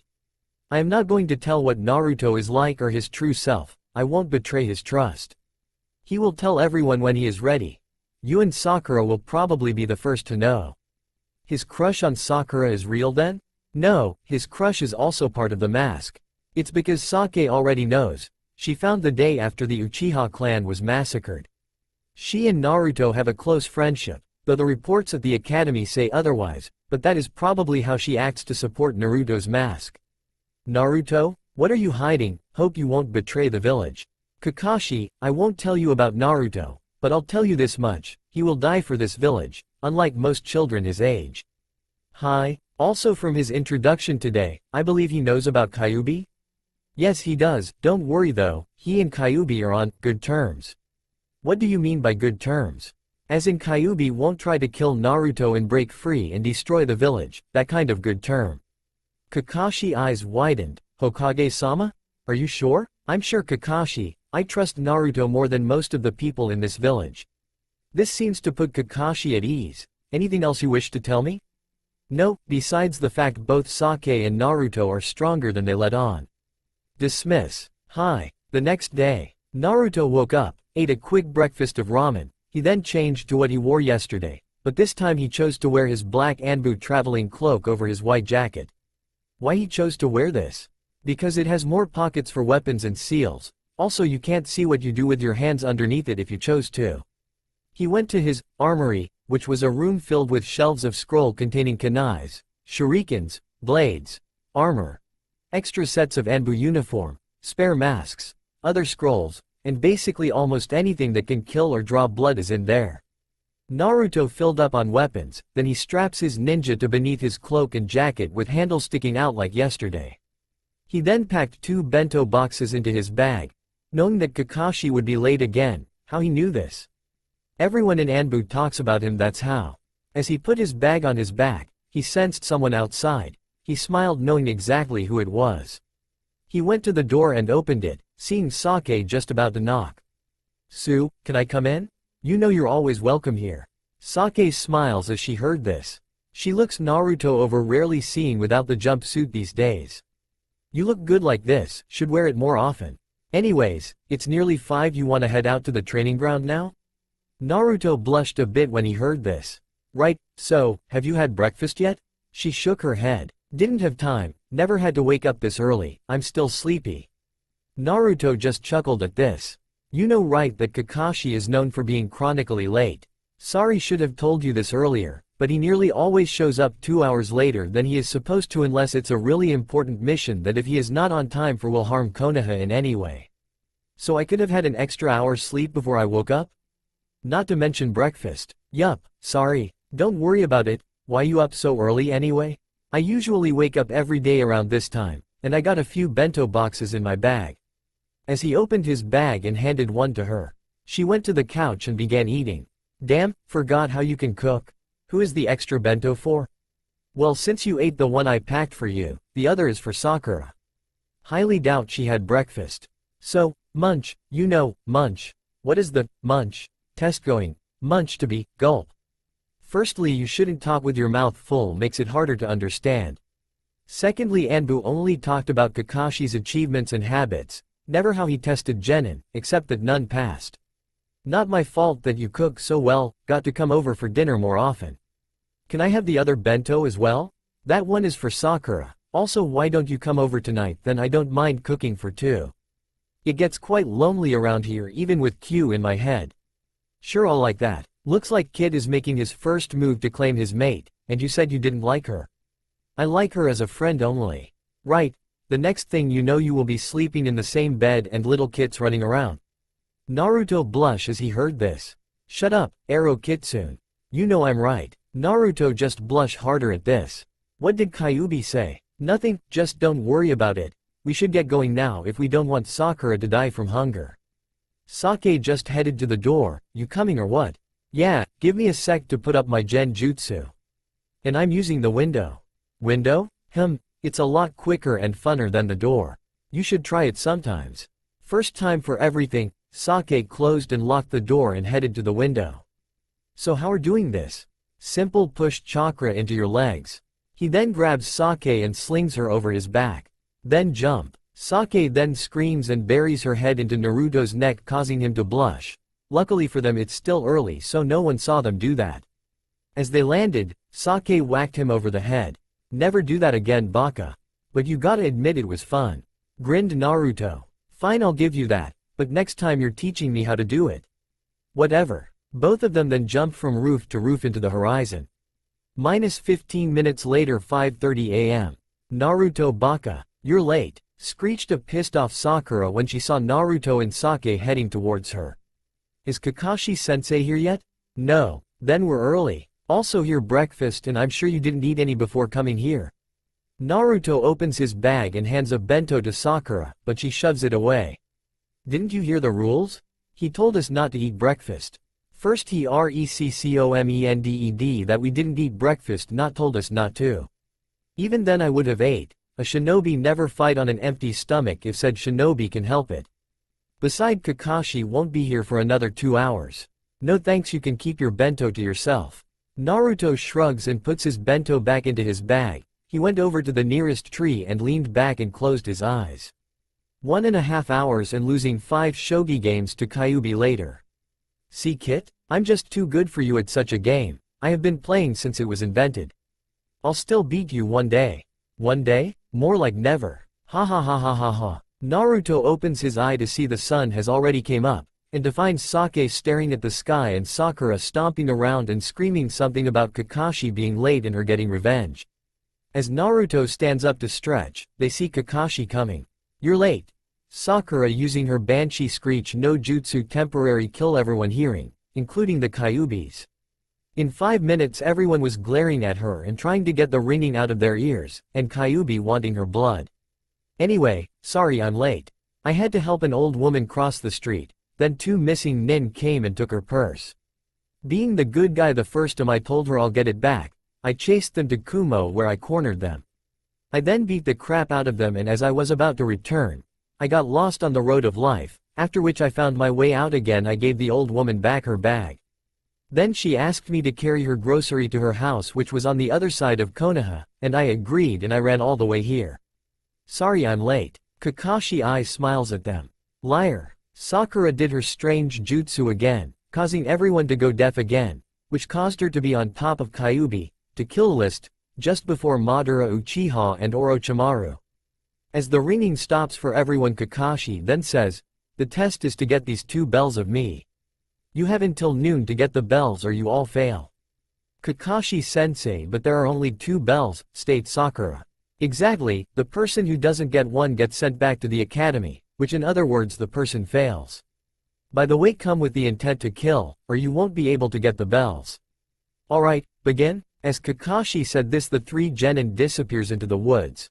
As the ringing stops for everyone, Kakashi then says, the test is to get these 2 bells of me. You have until noon to get the bells or you all fail. Kakashi-sensei, but there are only 2 bells, states Sakura.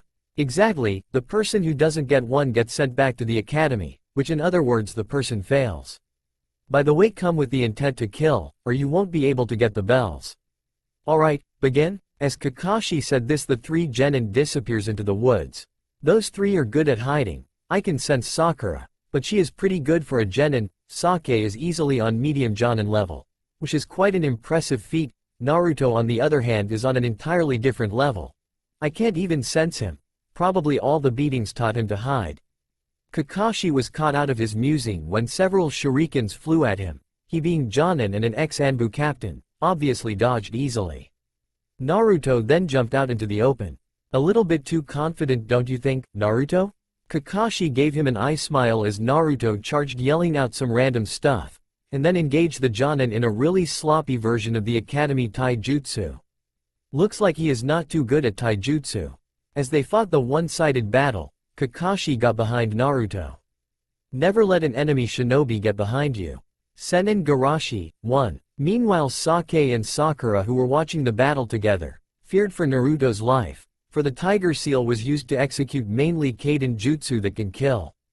Unbeknown to anyone, Naruto just smirked, which Kakashi failed to realize. Boom, then the clone disappears when Kakashi was about to finish said jutsu, and what was left behind was an explosive tag which Kakashi barely escaped.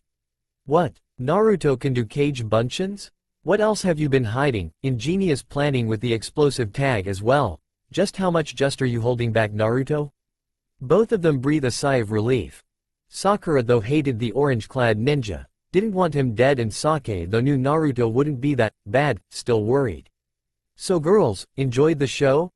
Asked Kakashi from behind them, scaring both girls and making one lose balance, falling out of the tree while the other just jumped back onto a different branch.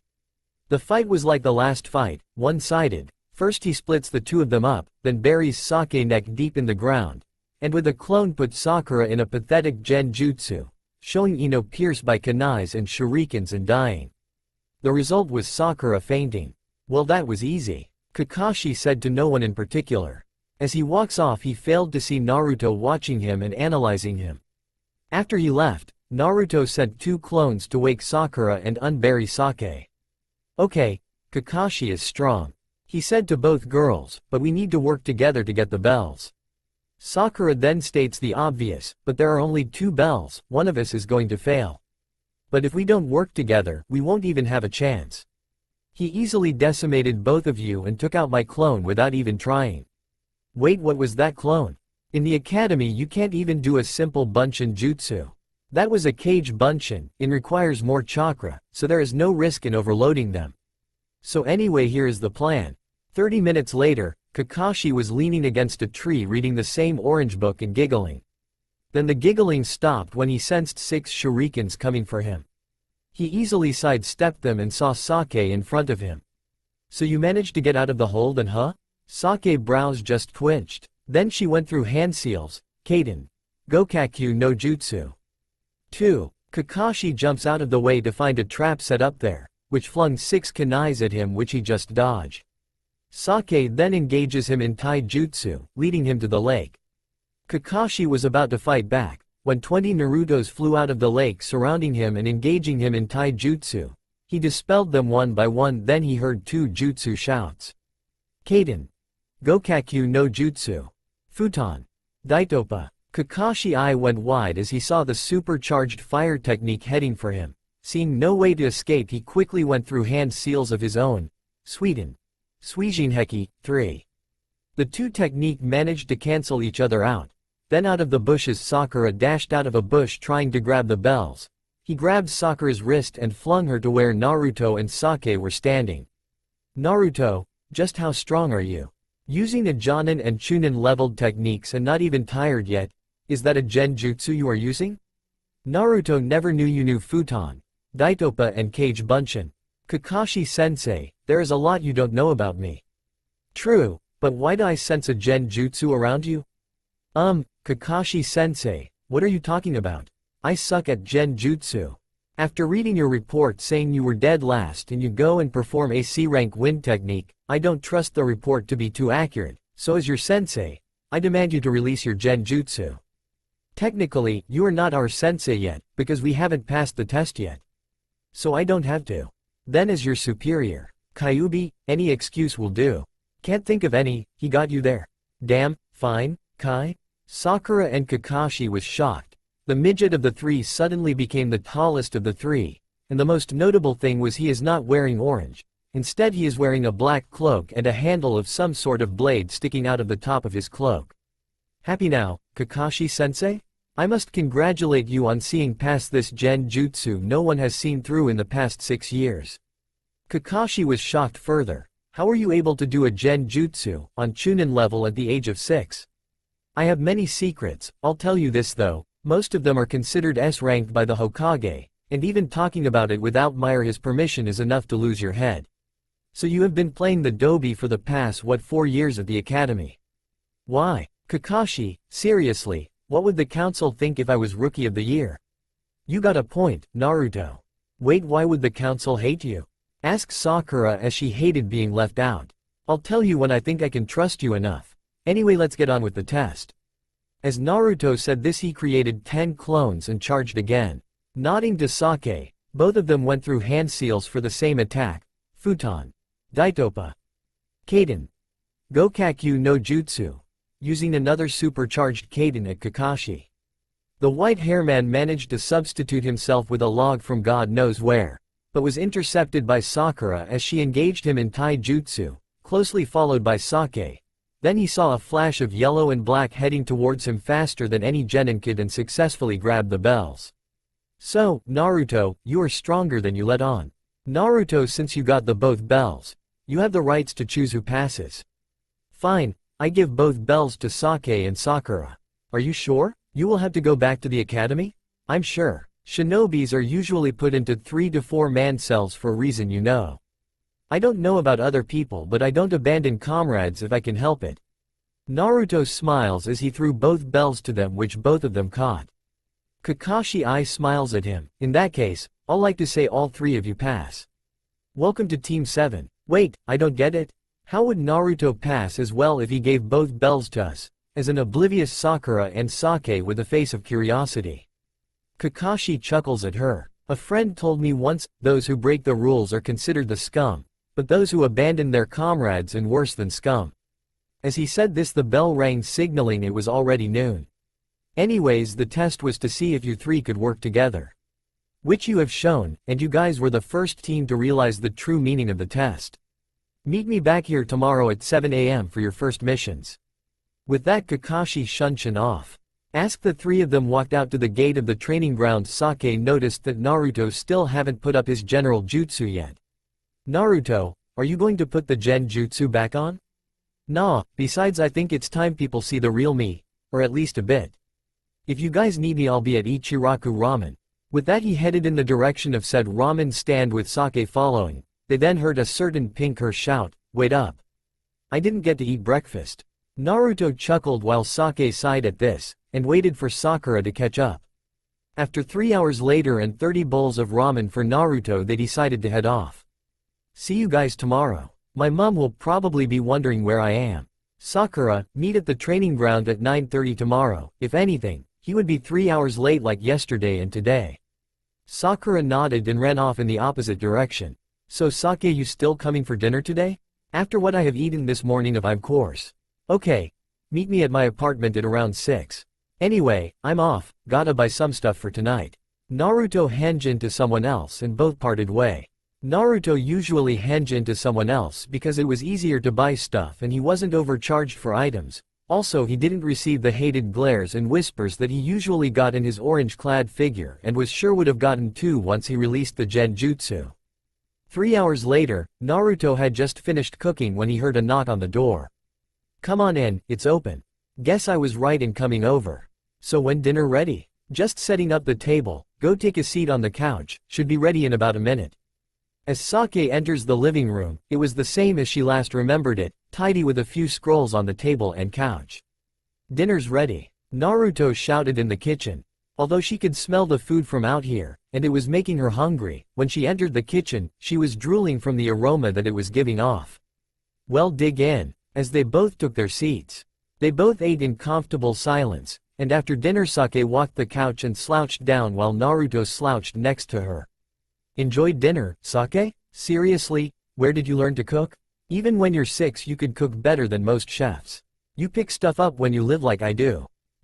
Both just sat there in a silence enjoying each other's company. Even though they're on the same team, it's rare to have moments like this. As they sat there, they both got drowsy. Then before they knew it they were asleep in next to each other. Nothing happened. Next morning, Naruto was woke up at the same time he usually woke, 5 in the morning. As he tried to get up he felt a weight on top of him. Opening his eye to see what it was, he saw Sake head on his chest and her arms around his waist, while his arms were around her neck. This shocked him greatly, driving away all his drowsiness, and immediately went to thinking of a plan to get out from under Sake before she could wake up. Unluckily for him, Sake just held him tighter when he began to move, so giving up and not finding a way to get out without waking her, waited for her to loosen her grip or to wake up. Looks like I was right about the sleeping together part, kid, and it seems like you enjoy staring at her. What next? Both of you skipping the team meeting and making out like there is no tomorrow? Shut it, Q. She is so going to kill me when she wakes up. I beg to differ. I guarantee she won't kill you. Make out with you here when she wakes up maybe, but kill you never. Arrow Kitsune. Kyuubi just laughs in his head while Naruto just stares at Saki's sleeping form, as Naruto waited for Sake to wake up, and during that time Saki's hold on Naruto grew tighter and her face kept getting closer and closer to Naruto's. With Kyuubi making jabs at Naruto and how Sake would react didn't help the situation.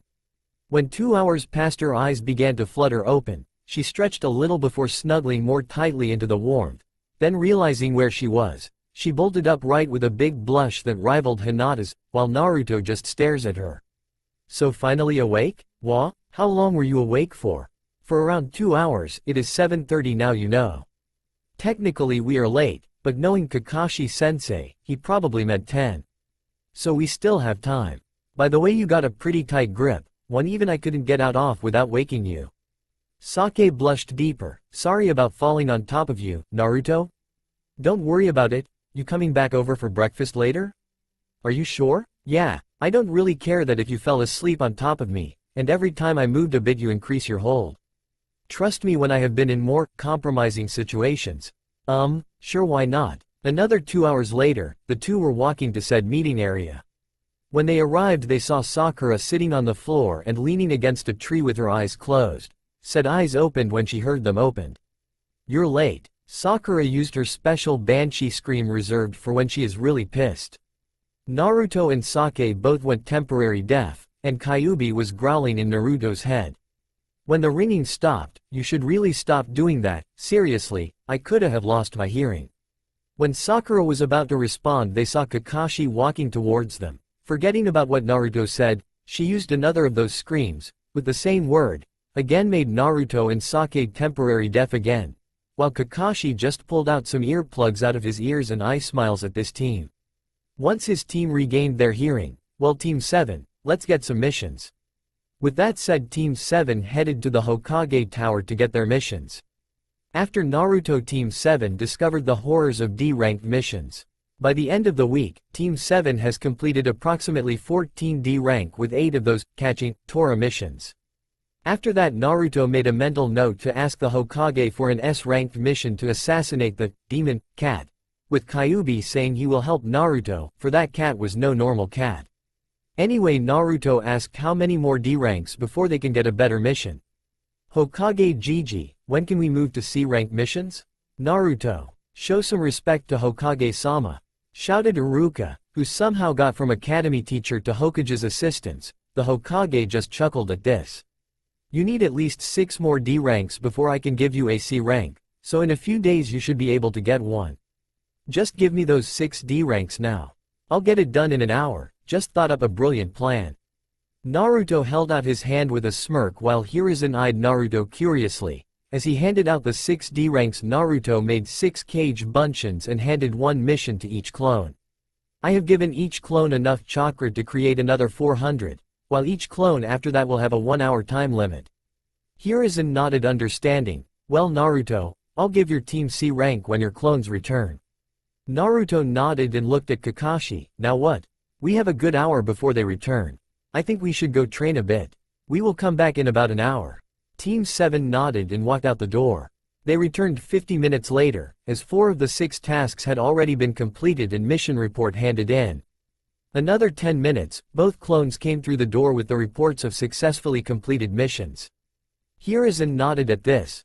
Well Team 7, you have completed enough D-ranked missions for a C rank. Even though it was Naruto's clones that did all the work it will still be counted as Team 7's missions. Do you want the C rank now or tomorrow? Kakashi, you're the sensei. Well team, what do you think, now or tomorrow? Although now it's still early at 11 in the morning thanks to Naruto here. Now please, no point in wasting time, was Saki's answer. I agree with Sake, no point in wasting time, was Naruto's, while Sakura nervously nods her head. Kakashi eyes smiles. Well Hokage-sama, we will take the mission now. Hiruzen nods and pulls a C-ranked mission out. Your mission will be escorting a bridge builder back to Wave Country. Call in Tazuna, tell him we have his escorts. Suddenly the door opened and a man with a beer belly, graying hair and smelling like sake and holding a sake bottle came in. You can easily see that he is drunk. I am the super bridge builder. I expect you to protect me with your lives.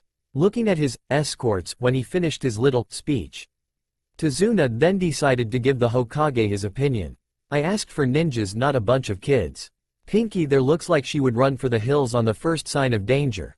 That girl wearing the blue robes looks like someone with a stick up her ass, and lastly that blonde trying to look cool is probably just a spoiled coward. Both the girls' eyes twitched, while Naruto was glaring at Tazuna. The 3 probably can't even stand up against bandits. This was the last straw for Naruto, and for the fact this was the first, real, mission he got. Apart from those chores labeled as D-ranked missions, for the past week didn't help. Naruto blinked out of existence, appearing in front of Tazuna and pinning him to the wall with his arm and Haugen active and spinning. Meanwhile Tazuna just stared at Naruto in fear. Naruto released Tazuna, it won't be good for Konoha reputation if you kill the client. Tazuna, I guarantee my team will be able to protect you from a few bandits. Also, I am a Jonin. If things go downhill I can step in. Tazuna nodded dumbly at this, while Naruto gave one more glare at Tazuna before deactivating the eyes and letting him go. Naruto then decided it was time to pass on some words of wisdom. Tazuna, never insult people that are going to protect you, for you might never know, a little accident might occur during the mission. But luckily for you I am not one of those people that causes accidents to other people that belittle me or my team. Tazuna took Naruto's word to heart. Kakashi spoke again. We will meet at the eastern gate in 20 minutes. Pack the things you only need. With that the three headed to the door. Kakashi shunshin away, Sakura headed left. Tazuna entered the closest bar and Naruto and Sake headed right to their apartment complex. 20 minutes later Naruto arrived with the same set of clothing that he wore while doing the belt test, also with the same ninja to strap on his back. Sake, who arrived with Naruto, was in what she wore earlier this morning. The two were the first to arrive and they leant against the gate waiting for the rest of their team. Sakura was the next to arrive. She wore the same red battle dress that she wore this morning with a blue backpack. When she saw Naruto and Sake she walked up to them. Anyo, for Sake, Naruto, but where are your supplies? We have them sealed up in storage scroll. Everything I need is in my cloak. Sake nodded to this and gestured to her leg strap holding a few scrolls and kunais. Kakashi, for the first time since Team 7 knew, arrived on time with Tazuna. Alright team, ready to head out? Naruto, Sake, where are your things? Storage scrolls, was the answer he got from Sake. Kakashi eyes smiles. Alright, time to head out. With that they left Konoha. Little did they know the challenge that awaited the newly formed team of two Genins, ex-Anbu turned Genin and the ex-Anbu captain turned Jonin sensei. A few days passed as the five casually walked down a dirt path towards Nami. 1. They were walking because their client, Tazuna, is a civilian bridge builder. As they walked past a puddle, in the middle of summer where it hadn't rained for weeks, Naruto's and Kakashi warning sense went crazy. As they walked past said puddle, two Chunin jumped out from the puddle and attacked Kakashi first, tearing him to bloody shreds.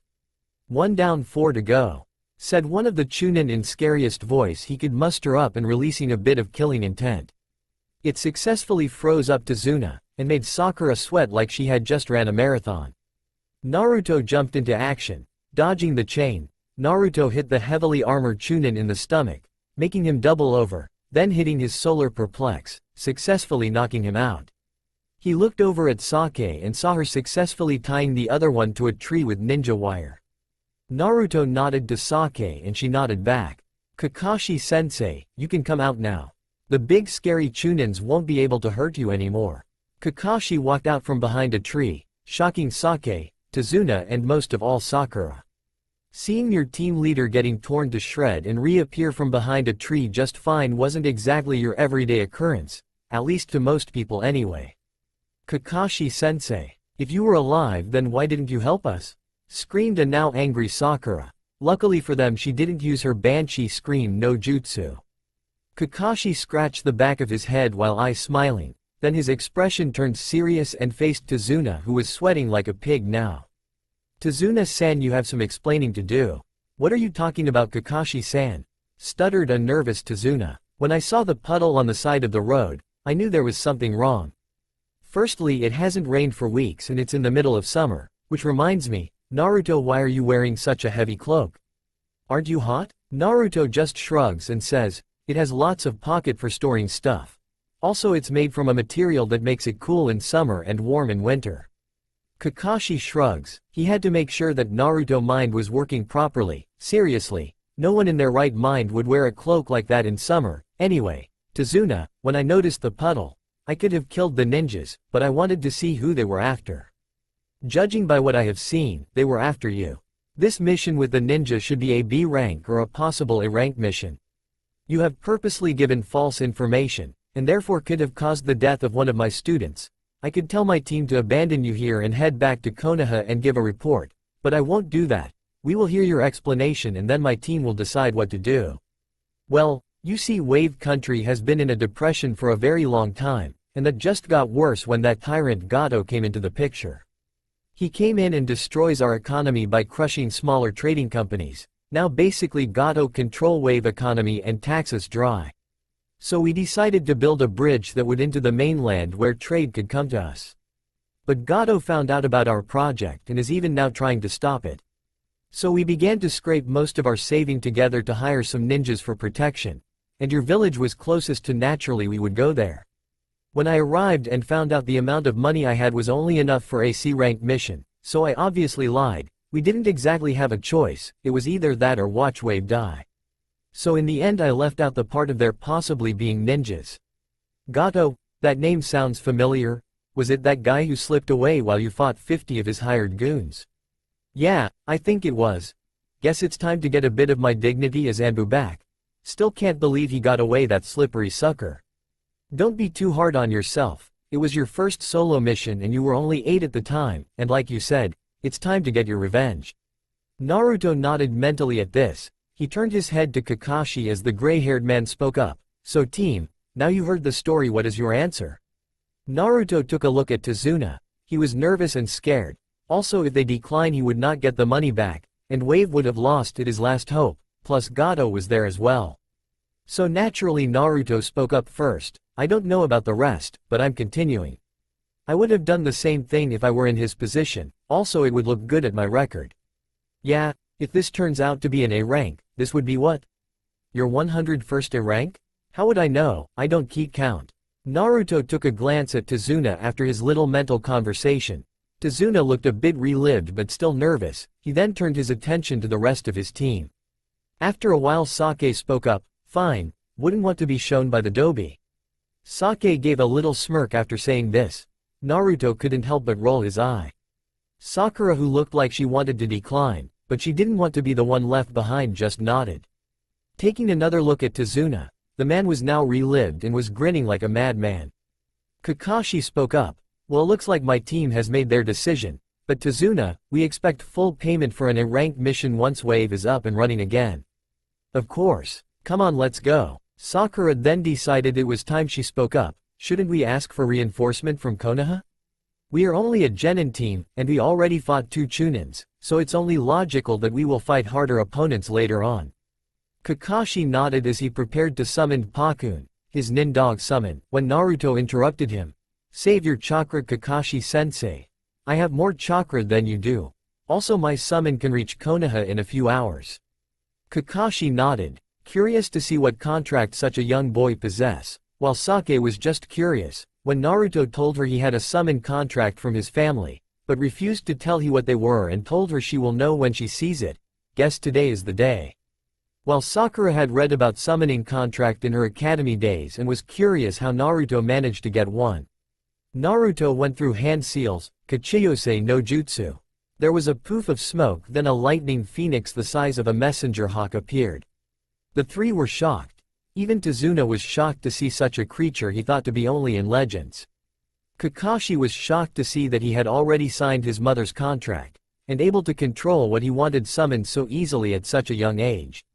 Sake was just shocked seeing Naruto possessing a contract like that. She didn't know such a contract even existed and had no idea how he got it. Sakura was shocked because he was actually telling the truth and to even have such legendary creatures as partners. Said Phoenix is lightning blue. His feather itself looked like the inside of a Rasengan. Also electricity flared out of his body like a Chidori minus the noise. The Phoenix looked around, then it stretched and flew onto Naruto's shoulder. So Naruto, what do you need me for? I need you to deliver a message to the Hokage and the Hokage only. You mean the boring old man who sits at his desk doing paperwork all day? Everyone chuckled at this. Yes, Tsubasa, the boring old man. Kakashi-sensei, you finished the message yet? Kakashi nodded and gave Naruto a piece of paper. Naruto tied the paper to the Phoenix left foot. Giving Naruto a nod, he took off into the sky and disappears as the lightning behind his wings flares. Everyone just stares at Naruto, she just looked back with a blank face. What? Kakashi was the first to speak up. Naruto, how did you get a Phoenix summoning contract? Kakashi meanwhile knew full well that the contract was his mother's and that would have signed it eventually, but not this early, and he wanted to find out more. Sake, though knew about one of his two contract was wondering how he got a contract from the Phoenix. Sakura and Tazuna didn't know what to think. Should I tell them? I wouldn't mind telling Sake. But the others, I'm not too sure. I don't see why not. It has been sealed by a blood seal that only your blood may open. Also your team and that Tazuna fellow don't seem too bad. I suppose you having a few thousand years of experience in reading people compared to my 12 years outweighs it. Fine, I'll tell them a bit. Fine, I'll tell you a bit. The contract was from my mother's side of the family of the Uzumaki clan. Hokage Gigi gave the contract for me to sign when I was 5. Why did the Hokage give you your mother contract to sign when you were 5? I don't know Kakashi-sensei, I suppose you had to ask him yourself. Kakashi made a mental note to do just that. Naruto, do you know who your father was? No, Kakashi, Hokage Gigi never told me, he said that he had a lot of enemies and it was for my own good. That was it. Sake know that Naruto know who his father was. He even told her once, and she wasn't going to betray that trust, but instead she asks, Naruto, why didn't you tell us about the contract sooner? First of all, I only knew Kakashi and Sakura for a week. I didn't tell you, because the time you asked it wasn't exactly in a private place. I didn't know who they were, so I didn't take that chance.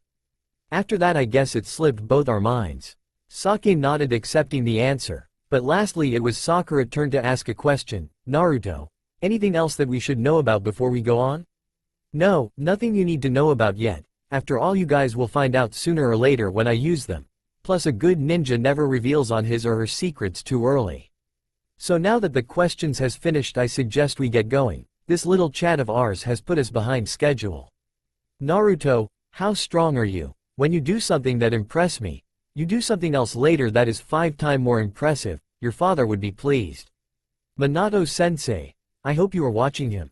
With all that said and done with Kakashi led the way with Naruto as rear guard and Sake and Sakura flanking Tazuna's side that is in the center of the group. Another few hours of walking and a boat ride, they successfully arrived in Wave. That's a pretty impressive bridge, Tazuna, commented Kakashi. Tazuna just looked on with pride and said, welcome to Wave Country everyone. You will be staying with me and my family during your mission. Tazuna smiles, then his smiles disappears when he heard a rustle in a bush. Naruto flings a kunai into said bush and a white rabbit hops out. Naruto, why did you that? You could have hurt the cute little rabbit. Meanwhile, when Sakura was yelling at Naruto about the rabbit, alarm bells went off in Kakashi's and Naruto's head. Also Kyuubi screaming in his head to duck wasn't helping either. A few seconds later, and after yelling duck and pulling everyone down, a sword flew overhead and implanted itself into a tree, then someone jumped on top of said sword. Look like the Demon Brothers failed. Judging by appearance you are Hitaki Kakashi, no wonder they failed. Anyway, my target is the old man behind you. If you would so kindly hand him over, none of your blood would have to be spilt. Zabuza Momochi, one of the 7 swordsmen and demon of the hidden mist. Team, stay back and protect Tazuna, I'll handle Zabuza. With that, Kakashi reveals his Sharingan eyes. Sake was shocked. How did someone outside of the Uchiha clan get the Sharingan? Her thoughts were interrupted when she heard, so the myth was correct. Kakashi no Sharingan, the only person outside the Uchiha clan to possess said eyes and copier of over 1,000 jutsus. It will be an honor to fight you. With that, both Jonin charged forward while the genin made a triangle formation around Tazuna. After a few minutes of fighting, or more correctly of cutting up each other water clones and substituting to their water clone when they were about to be stabbed in the back by the opponent water clone. Alarm bells in Kakashi's head went off. Something doesn't feel right, the water seems heavier than normal, crap, I gotta get out of the water. Kakashi attempted to get out of the water. It's too late, Kakashi, you're mine. Suiro no Jutsu, 2. Kakashi knew it was the end as he was trapped in a sphere of water. Crap, I can't even move. Wait, how am I breathing in water? Don't even try moving, the water inside is as strong as steel itself. You can't escape, time to handle your little squad. Mizu Bunshin no Jutsu, 3. Run, take Tazuna with you, you can't handle him. The moment I was captured, this battle ended. He watched in horror as the 3 genin stood their ground and took out various weapons preparing to fight, and the 10 water clones rushed towards them with Zanbato drawn. Damn it, I can't watch this. Why does everyone I get close to always die? I failed you, Minato-sensei. I couldn't protect your son. as he closed his eyes waiting to hear the screams of his team dying, but those screams never came, but instead he heard splashes of water. He opened his eyes to see Naruto with his ninja to drawn, and no water clones. Why does that ninja to look so familiar? I know I have seen it somewhere, but from where? Wait, he just took out all the clones by himself. Seriously, how strong is he? Meanwhile, Zabuza just watched as his 5 clones got slaughtered. Impressive, Gaki, you got some skills. Let's see how you handle more. Mizu Bunshin no Jutsu. This time Zabuza created 30 clones and sent ki towards the genins. Zabuza raised one of his eyes as he heard Naruto chuckle a bit and got into a stance with his ninja to in a reverse grip in his right hand. While Sake and Sakura were frozen solid with the ki, they were feeling Naruto doesn't seem to be affected by it and charged forward and dispelled the clones. Sake and Sakura watched in awe as Naruto dispelled the clones one by one. Sake knew Naruto to be strong, but still couldn't help but to admire his handiwork. Meanwhile, Sakura was just shocked. Here was the dead last of her class taking on the clones of the 7 swordsmen of the mist like they were nothing. When the last of the clone was dispelled, Naruto got back into said stance and looked towards Zabuza, analyzing him, and seeing what he was going to do next.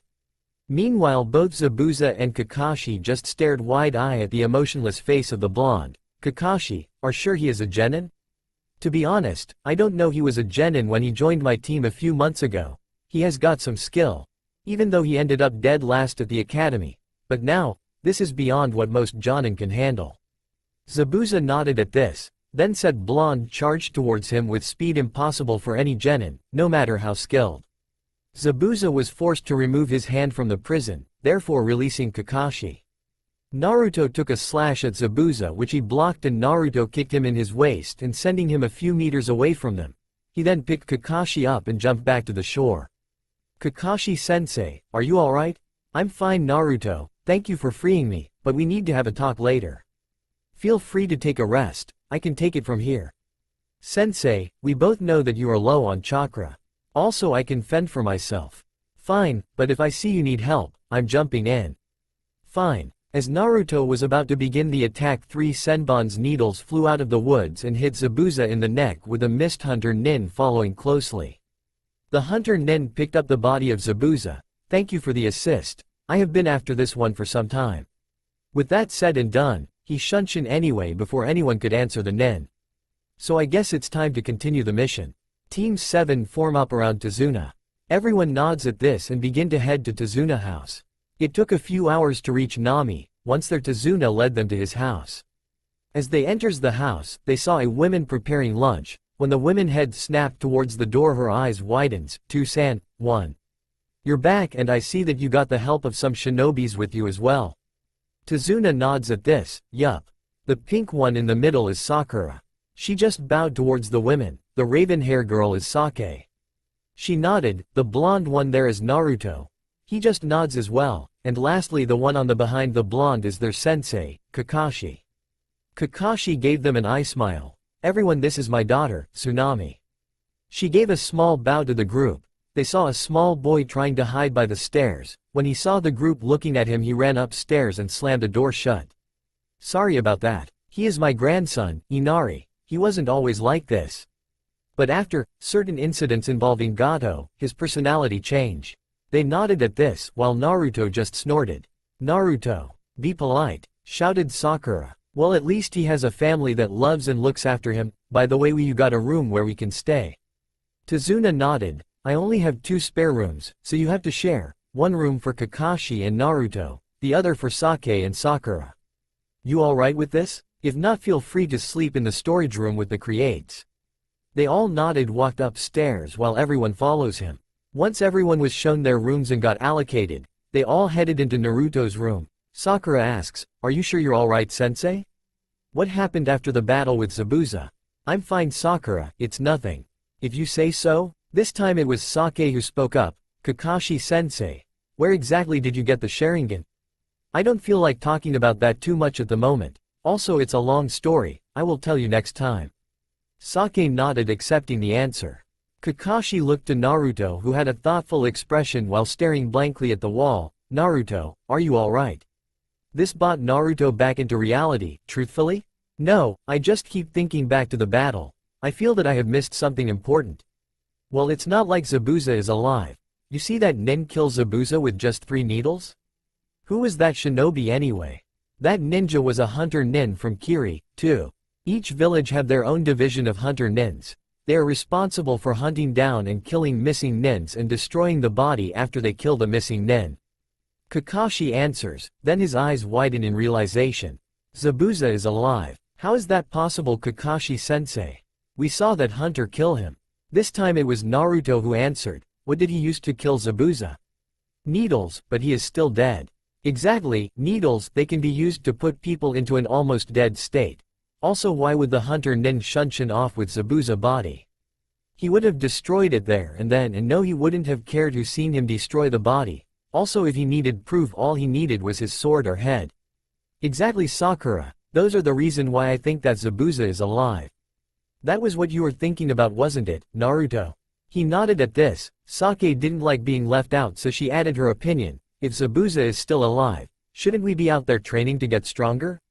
Kakashi nodded at this. Yes, but there is one problem, Naruto, you are stronger than all genin and most people your age. I remember when I made Jonin when I was 14, but at the time there was a war on, so it was either get strong or die. So what about you, Naruto? Why did you get so strong? Everyone in the room turned their attention to Naruto. Naruto just sighed. Even if there is no war on, Kakashi-sensei, you would have needed to be strong to survive what I've been through. It was either that or die. Kakashi nodded, understanding his burden. True, but with no one to train you, you shouldn't be this strong. Also, that ninjata on your back. It looks familiar in a way, like I have seen it somewhere before. Kakashi eyes Naruto. Is there something you're not telling me, Naruto? Kyuubi, you there? Yes, I also heard the conversation. No point in keeping this a secret from them any longer. Kakashi is on the brink of figuring it out. Sake already knows, and the Banshee there won't betray you. Also, the family here is trustworthy enough not to reveal your secret. Naruto mentally nodded at this. Alright, what about you? That is your choice when to tell them. Even I don't know how they will react when they find out, though I am sure that your sensei knows about me being sealed inside you. Meanwhile, Naruto was pondering whether to tell or not. Everyone looked at Naruto as he stares off into nothing. Everyone, excluding Sake, as she recognizes the Naruto is talking to Kyuubi, wondered what he was thinking about. Then Naruto sighed, then looked at Kakashi. Then he took off his cloak and white jacket underneath his cloak, revealing a skin-tight muscle shirt showing the tone to his muscle. The girls in the room blushed slightly at this. Then he pulled up the left sleeve up a bit, revealing his Anbu tattoo near his shoulder. Kakashi eyes widened. Sakura, seeing this, asked, Sensei, what's so special about that black spiral tattoo? That tattoo, Sakura, shows that you are part of Anbu. Sakura eyes widened in shock. Impossible. Naruto was dead last at the academy. He couldn't have been in Anbu, could he? Naruto sighed after he heard this. Sakura, if you haven't figured it out by now, the orange, happy-go-lucky kid was my mask I used at the academy. The council wouldn't like it too much if I became too strong. I hig? Naruto's mouth snapped shut as he caught himself. He was about to reveal Kyuubi. Why would the council hate you? When is my birthday, Sakura? October 10th. Correct. When did the Kyuubi attack Konoha? Sakura eyes widened in shock. They hate you because you were born on the day of the Kyuubi attack. In a way, you are correct. She looked at Naruto with a guilty expression. After all, she was one of the people that didn't like him too much before he took off his mask. Naruto, how long were you in Anbu? Also, that ninjata looks familiar. Can't remember to where I have seen it before. Naruto smirks at this. I have been in Anbu since 6 years old. I also recall you meeting in Anbu with a fox mask around 4 years ago. Kakashi looked towards Naruto in shock. Naruto is Kitsune. The very one that saved the lives of my squad. Should have realized when I saw the blonde hair. After all, how many people in Konoha had hair like his, other than his father, also that ninja too. I remember now. That blade was his mother's. He saw her use it in some of the spars between her and Minato. Flashback no jutsu. It was a rainy day. Kakashi was still in Anbu. He was about to retreat when a mission his squad was on turned sour and one of his squad mate was killed. They were infiltrating a bandit camp. It should have been easy enough. But the intel was off and there were around 3 Jonin level and 7 Chunin missing nins there that ambushed them. The ambush itself took out one of his squad mate and injured another one. The place was hectic, they were slowly retreating, when one of the Jonin was about to stab Ryu, his other uninjured teammate, in the back. A kitsune-masked Anbu jumped out from nowhere and took out the attacker. Everyone there froze as said Anbu looked around. Inu. 3. Looks like you and your team need some help here. Kakashi, known as Inu, then nodded. Judging from his voice he couldn't be older than 8 or 9. We are retreating because of a wounded teammate. But where did you come from? I didn't remember sending out a request for reinforcements. I'm not saying that I don't want you here, but how did you know we are in need of help, Kitsune? The Anbu known as Kitsune nodded at this and pulled out his ninja to the one that looked like the one Kushina had. Well, I was on a solo assassination mission and was passing through the area on my way back to Konoha, when I heard fighting and decided to check it out. Luckily for you I did. So where you need me, Inu-san? Unless you can take them all out at once, we need you to cover me with Ryu as I take Neko. 4. Here to safety. Wait, you just need me to take out those nins, right? Judging from the bandit camp one saw earlier on my way here, I'll say your mission was to take out the camp, before you were ambushed by the ninjas there. Right? Kakashi nodded at this. Well, unless you can take most of them out in one go we will all die. Easy enough. Cage Bunshin no Jutsu. 10 clones popped into existence, surrounding the missing nins. 7 of the clones began going through hand seals while the other 3 plus the original began going through another set. The 7 finished first and shouted, Futon. Kamikaze. 5. Around 14 miniature tornado heading towards the missing nin. Before they could react the other 4 finished their hand signs and shouted, Kaden. Gokakyu no Jutsu. Kitsune spat a ball of fire towards the tornadoes, supercharging the fire technique, and before the ninjas could react they were burned to death by multiple mini-fire typhoons. So Inu, do you want me to take out the bandit camp as well? Recovering from the shock when he saw the ease that the blonde took out those nin, he dumbly nodded. With that the blonde just nods and head out to the direction of the. 10 minutes later, when Ryu was healing and now awake Neko, they heard a huge explosion in the direction of the bandit camp. So is that the Anbu that saved our asses? Asked Neko as Ryu told her the story. Inu nods, then Kitsune came out of the clearing. Sorry for the wait. It took longer than I thought to get the clones in place. Anyway, there are no survivors, let's head back.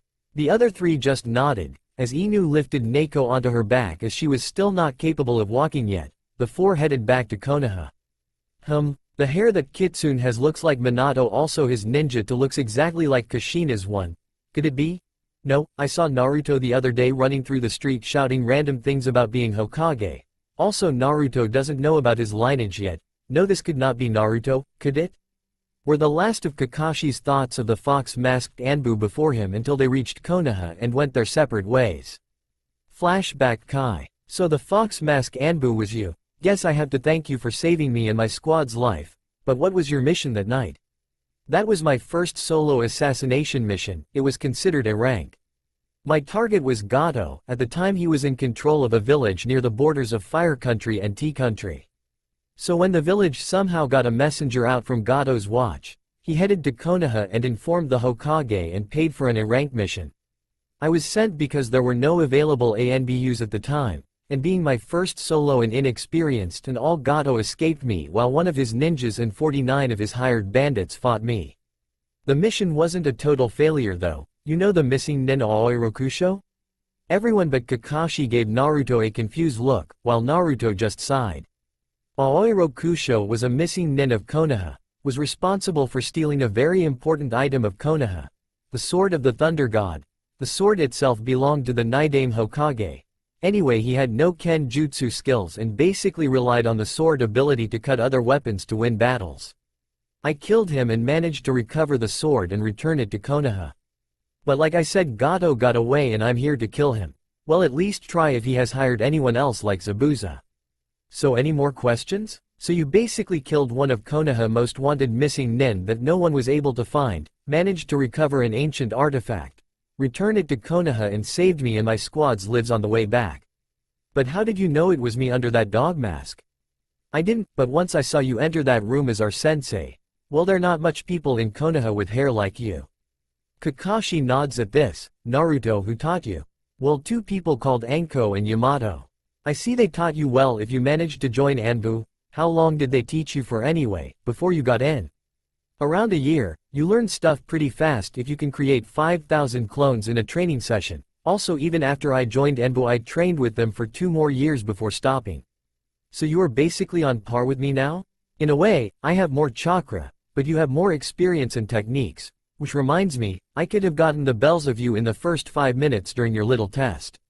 I see. Sake, you don't seem surprised at all. Sake looks at Naruto and sighs, because I have known for the past 2 years. It was him who fought Itachi and saved me from whatever he was going to do to me. Everyone turns to look at her, surprised by the revelation. Then a memory hit Sakura. Wait, the fox-masked Enbu with blonde hair walking with you 2 years ago was Naruto. Yes? Why didn't you tell us sooner?